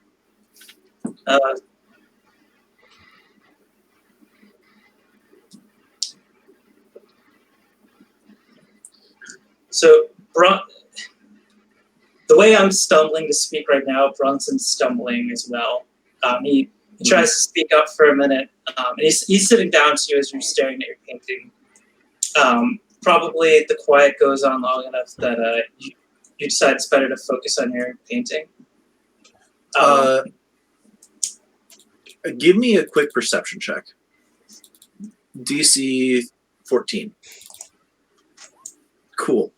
You notice that Anaya will look at you, look at her painting, look out at the field. There is a bit of a spot where her eyes refuse to look at, and that is her backpack.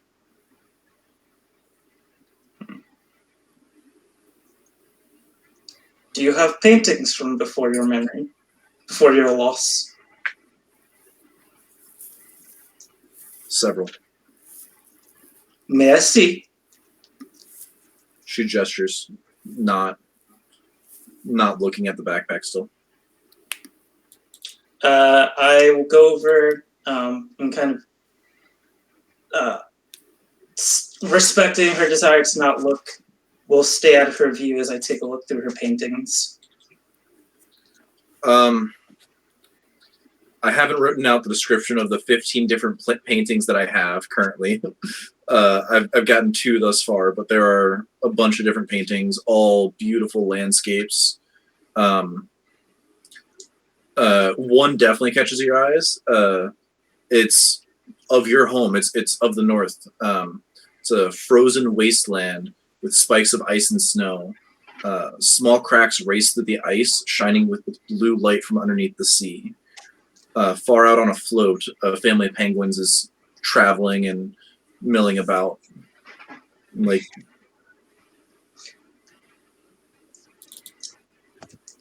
I want to roll for this painting specific. I want to roll survival to see if I have a memory of where this would be. Is that okay? The way that I see how I'm going to describe these paintings is that they are very, like, taking a picture of a forest in the northeast.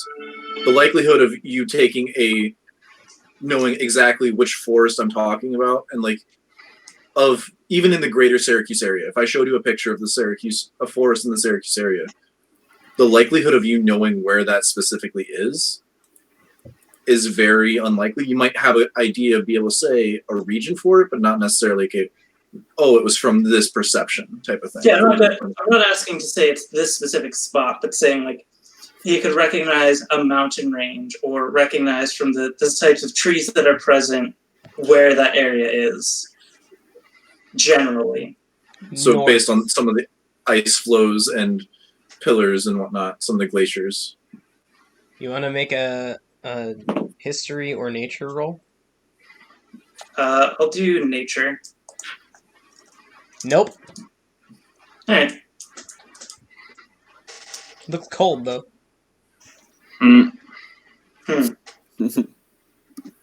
So you were in north at some point.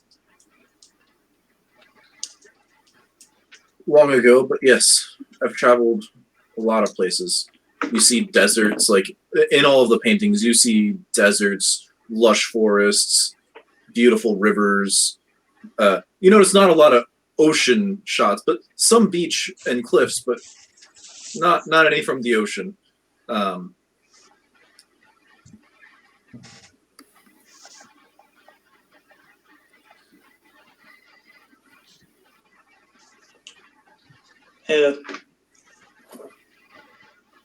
In my tribe, we once had a young boy who fell from a cliff. Of course, most people would die, but Northerners were stupid and tough. He lived, but by the time he woke up, he couldn't remember his own name. Yeah? Did he have a tail? I don't know who you're referencing at this point. Goku. Oh, I mean, I followed that. Thank you. He fell down a cliff and hit his head multiple times, and that's why he's not angry anymore. Anyway. When he came to, we took him around, and there were certain spots that helped him refresh his memory. Over a couple years, he eventually remembered who he was. Perhaps we can find these spots. Perhaps if I can find spot in north, as he kind of taps on the painting, perhaps we can help you remember who you are. That is possibly. It's what I've been looking for recently. Bronson puts the rest of the paintings away and goes back to sitting down next to you.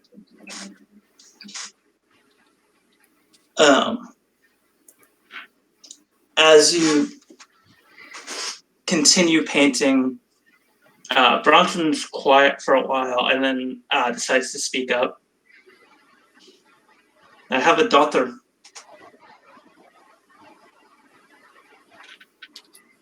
Do you miss her?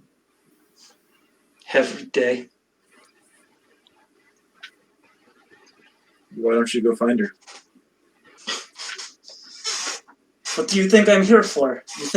Why do you think I ask everywhere we go if they've seen others like me? Oh, I'm sorry. I assumed she was in the north. You heard how Crest talked about me. About how Marias and Khan think I fled with tail between feet like coward. I remember. I was leader of tribe. I did bad job. Before the war, Khan, he came to me and he asked me to join. Of course, we were healers. We were not warriors, so I said no. But Khan, to use fancier common word, he was con artist. He convinced me that with the amount of people dying, we would be needed. And I heard the stories of those who refused Khan, and the longer and longer it went on, the more and more I worried. So I agreed. I came south. I've seen war between tribes before.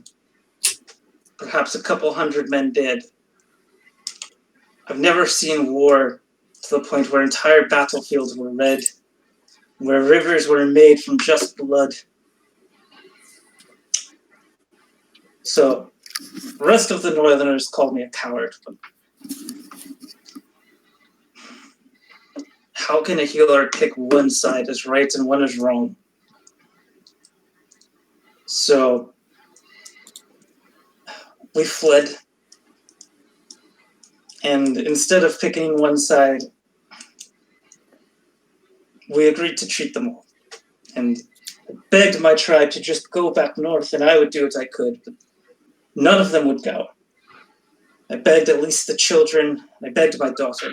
But she refused. She's stubborn like a mother.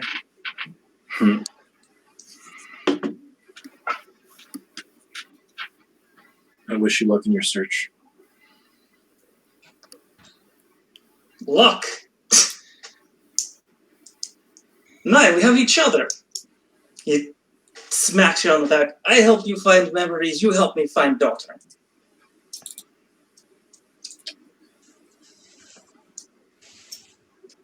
Something like that. Looks like the rest of them are coming back. We should go down before they wake up our hosts. I must make a quick run to inn. I wanted to make sure little elf girls were okay first. No. Leave just a little bit before 9, let her finish up her painting. I am going to go down to the parents, assuming that they're still outside, and just give them a heads up for what they'll find. They're very thankful. Do you want to go to Stolich? Stretch. Yeah, sure. Mm-hmm. Alright, so you get to the Stolich estate and you see 4 people trying really hard to get the last of the grain in for the day as the sun is setting. They're kind of yelling to each other, and you hear them yelling, Stolich, Moroi, Calastra, and Fino. Yelling at each other to grab things, throwing things at each other, kind of laughing and running inside.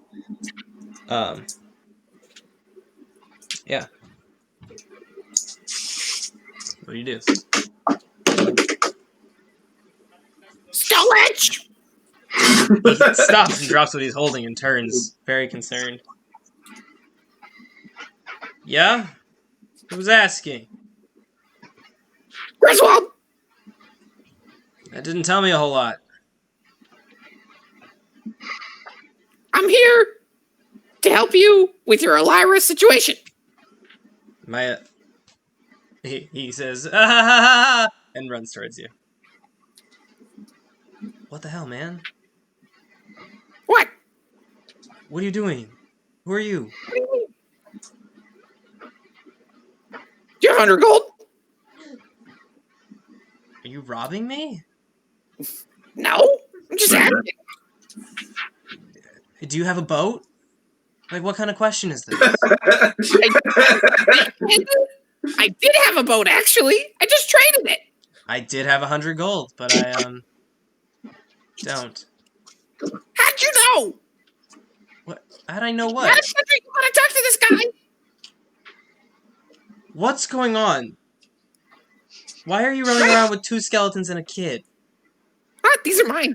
What kid? The kid's yours? No, the skeletons are mine. You look like a regular person. He turns to Rorik. What the hell is going on? Why are you on my farm? First of all, this isn't a kid. This is Madame Sundry. What's up, bitch? How'd you know about the boat? Madam Sundry, that's some freaking psychic stuff. How do I know about what boat? Yeah, everyone's psychic in this town. I gotta get some answers here. I gotta do a test with them, you know? What's going on? He looks really concerned for a moment. I was like, Let's not talk about the vote. Let's talk about what was the girl's name? Ellis. Alice. Wait. What? What about the magic item too? Gotta talk about that. We'll get to that.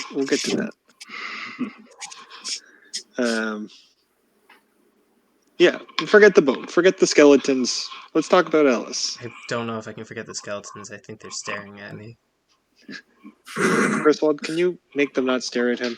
I make him turn around. That's even creepier. I make them lie down. Oh. He, like, awkwardly looks up, away from them. They just start doing push-ups. And you can hear the bones grinding against each other. Creaking, yeah.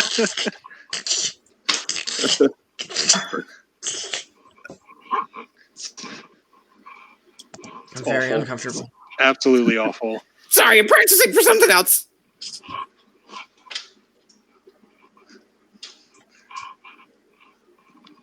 I make them just stand back up normal. He's prepping them for a triathlon. Yep. Can they swim or do they just run across the bottom? Pirates of the Caribbean. Anyway, this is funny and all, and a little unnerving, but I have to get inside and finish up for the day. We don't have any extra boarding, if that's what you're here for, and I don't have any money. Do you guys have money? I do need money. Do you want to buy some grain? Or, some other junk? Junk. What junk? I mean, I've got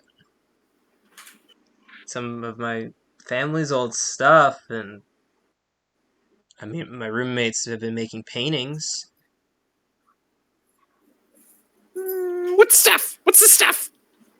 I've got a goblet. How about we... Just a goblet. It's made of pewter. How about you give us all the stuff and we'll help you with your Elira problem? I don't have an Elira problem. What do you mean? You owe her 100 gold. Oh, yeah. What are you gonna... How?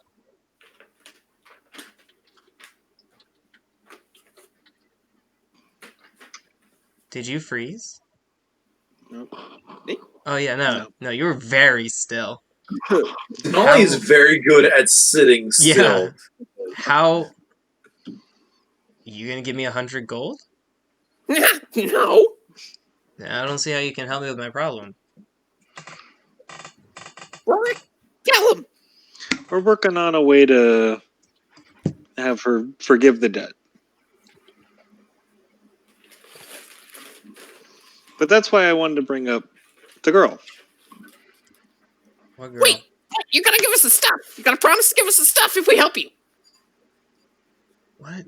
Yeah, whatever you want. If you get me out of 100 gold debt, I'll give you whatever. Nice. but not too much, whatever, because you make me really uncomfortable. Skeletons go back to doing push-ups. Can I make an intimidation roll? Sure, that's what you want to do here. I want to intimidate him to give me all the stuff. You do Wait. no such thing. What point does a skeleton have to do push-ups? It's doing push-ups, and he's CrossFit. trying to look strong, but he's the weakest, frailest little man. So weak. What you've done Our a good party job is of so is good short, cop, bad too. copping, so he's really listening to Rorik now and trying to get away from you as fast as possible. It's good cop, weird cop. Yeah, good cop, weird cop. Yeah. Good cop, necromancer cop. Yeah. I mean, we haven't killed anybody and had Griswold bring him back to life, so Mhm. as part of an interrogation. So I think we're doing great. Yet. That's a cop show I would watch. Good cop, necromancer cop. Yeah, can we make that? Who has 100 gold to fund that? We're about to have 100 gold here. Not this elf dude, that's for sure. Yeah. So what's the deal? You're poor, so you don't feel comfortable, asking her out, or what's the deal?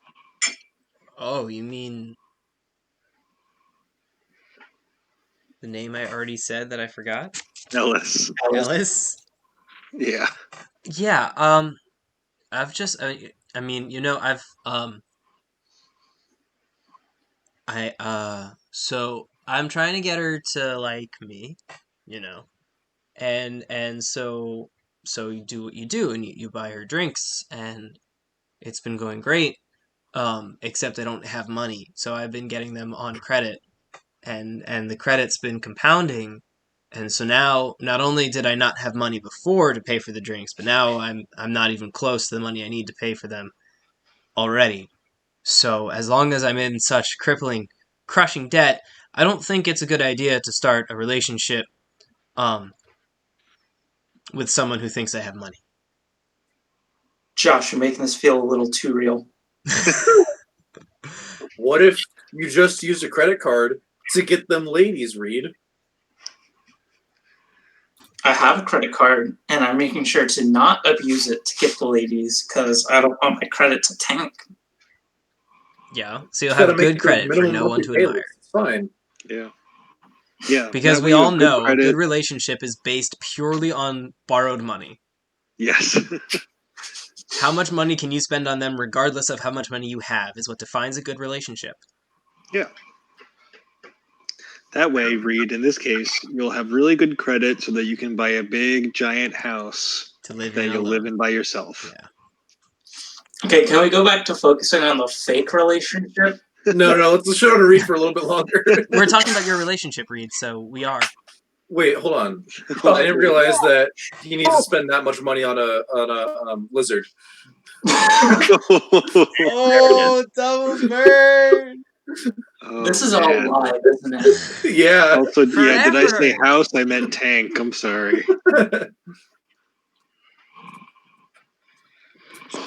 So This is what we call getting spicy. did you Madam want to continue Sundry- on, Rorik?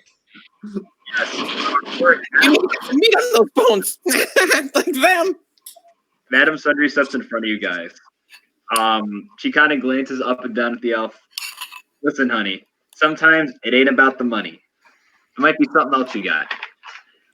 She kind of like He looks very Pokes him. uncomfortable at his own legs. Between his legs. she pokes up his nose. She like gazes into his eyes.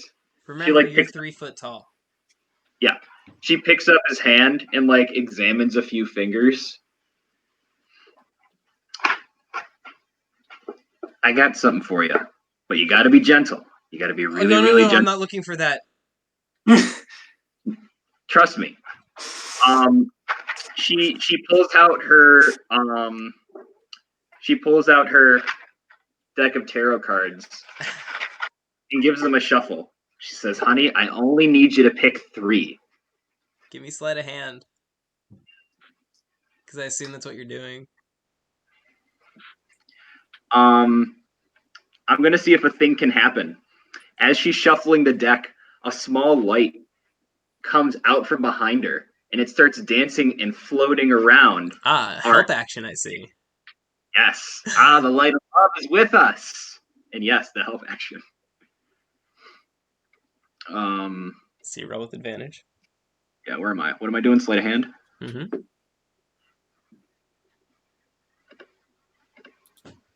Oh, that advantage helped. Nice. So you managed to slip the exact force the 3 cards you're looking for as he flips them out of the deck. Yep. You want to tell him his fortune? Yep. Hang on a second. It's about to get good. The first card he pulls. Hey! The second card he pulls is over here somewhere. Do you actually know how to read tarot? What's happening here? You're just getting some Madame Sundry bullshit. Just hold on. And the third Roll for card. the goddamn 3 of Cups. I'm gonna be mad. No. Okay. I mean, these would be real tarot cards. I'm just gonna role play like this. Yeah. Do whatever you want to do. See, this one right here, hon. This Joker card. This is kind of what you're viewed like in the past. What you're viewed like to a lot of people. This is what they think of you. I don't know if it's because your actions. I don't know if it's because you're spending. I don't know. It's because of your deep, dark secrets. But, honey, everyone thinks you look like this. And I kind of throw it behind me. 6 of Spades. 6 of Spades. Oh, yeah. This one. This is kind of what we're having right now. This is the crossroads. This is the bridge we're at, honey. It's even. Because it takes 2 to tango. You don't need a whole lot of money to make some things happen. You just need a little bit. You don't need to have a huge garden. You don't need to have a huge fortune. You just need a little bit of something. She kind of holds up the cards, and normally she'd wrap her arm around someone's shoulder, but she ends up wrapping it around his knees. Oh. In the distance, she turns the cards sideways. You see how there's those 6 hilltops over there, hon? Oh my Looks god. like those are out in the 6 farms.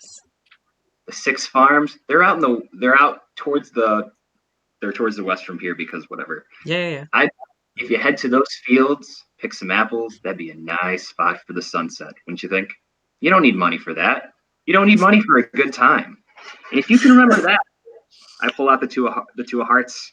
Well, maybe you can find something to bring you two together. No money, no problem. Just you two, a nice sunset, and a little bit of smooching. Persuasion with advantage, please. Coming up. Fuck, wrong button. Don't mess this up. I want this to work. I know, I do too. 15's fine. 15's fine. He's tearing up. He's like, you really think she won't mind? Not at all, hun. Not at all. Just make sure you don't end up like this again. I pull the Joker back out. Okay.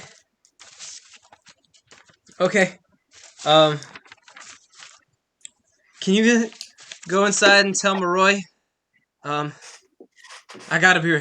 I'm going. He runs. We got you, kid. Don't worry about it. Yep, no problem. Great. And with that, I think we can. It's a good stopping point for the evening.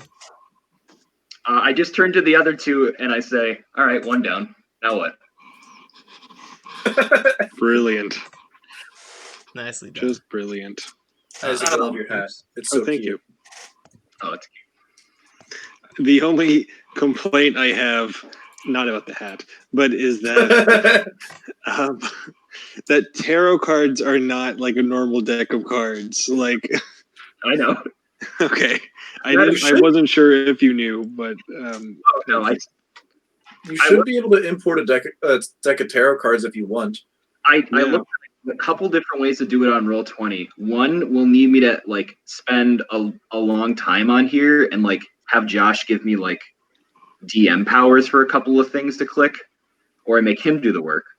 or I pay like $7 and I get like an add-on for tarot cards in here. But there's a couple different ways, but not that I want to spend my time. I can personally vouch for all of us when I say we will each pitch in $1 to let you have tarot cards. That could be. Or I'll do the difficult thing. I'll give you DM powers. Or we can get sponsored by today's sponsor, Middle Ages Brewery. Ooh, I miss Middle Ages. I miss Syracuse breweries. Tonight we're having a late night. Get it? It's a pun, you motherfuckers.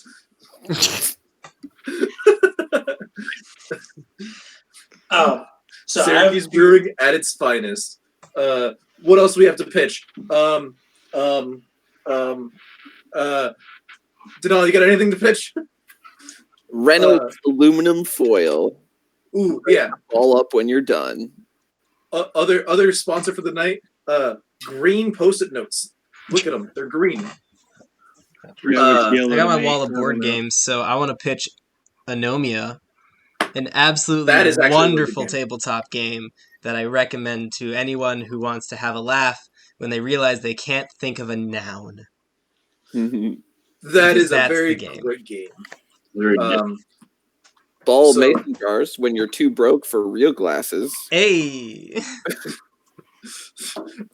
Ask me about ball mason jars some other time. We'll get into that sometime. Well, catch us on our next stream where we talk exclusively about mason jars. Yes. In reality, I got two things to actually plug. Check out the Electric Dice podcast over at twitch.tv/themdave, as well as the Fried Dice Paradise podcast. I'm doing a stream with both of them Saturday evenings, every other Saturday at 10 p.m. Eastern. So Fried Dice Paradise is a Singapore podcast, so they're up early in the morning for them. We're up late night for us. It's abysmal, but hey, it works out. We're all sleepy. Throw it in the Twitch chat, bro. Yeah. I'll throw that in the Twitch chat. But yeah, Them Dave does a lot of good stuff. He's my coworker, and he runs a lot of good games. All right.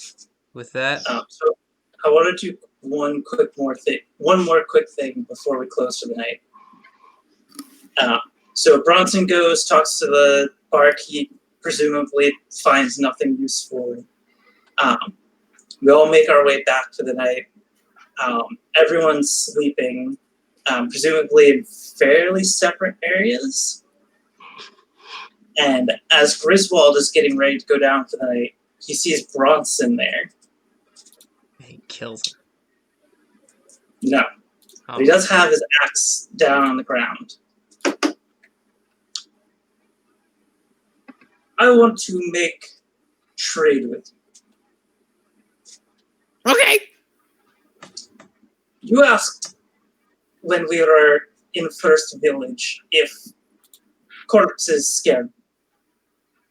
If what? Sorry? If corpses scare me. No, I know what you're doing.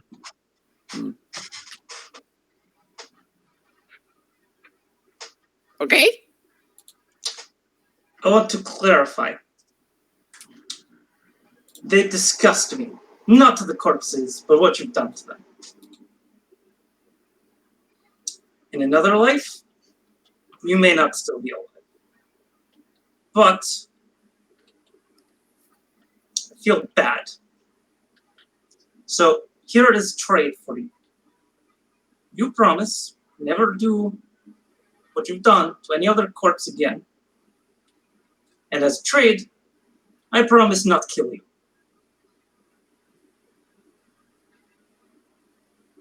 I don't know how to do it, so great. But understand you try it. He kind of lifts his axe up a little bit. That could be a problem later down the line. Don't make it.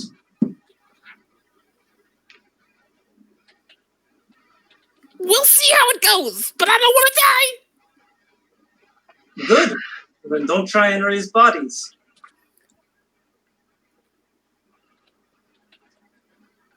All right, and that is where we'll cut with our party members threatening the lives of each other, as is a healthy dynamic in any Dungeons and Dragons party. Let's see what happens next week when hopefully they don't kill each other. Says the hopefully- person that threatened us in all of our in the Traveler game. Oh yeah. Yeah. Did he threaten anyone in False Shadow? No, He didn't really threaten, you. but he kind of I'm did. saying, I'm talking about you, Josh, Yeah, you, Yeah. Josh. in our Traveler game. I didn't threaten. Yeah, you just maimed and dismembered. I didn't threaten. I actively attacked, and I made a statement of fact that I will murder all of you if it's my only way off of the... That is the threat. Facts Yeah. can still be threats. I had the support of the AI. My arm still hurts. It's true. Cut It the wasn't fucking- totally unprovoked. Bye, everyone. Good seeing you. If you would like to hear more about Radical. that game, please tune in next session when we might discuss it more, or we'll forget entirely, but whatever. Forget it'll matter. Bye. Bye. I'm gonna stop my stream now. Boop. And the recording.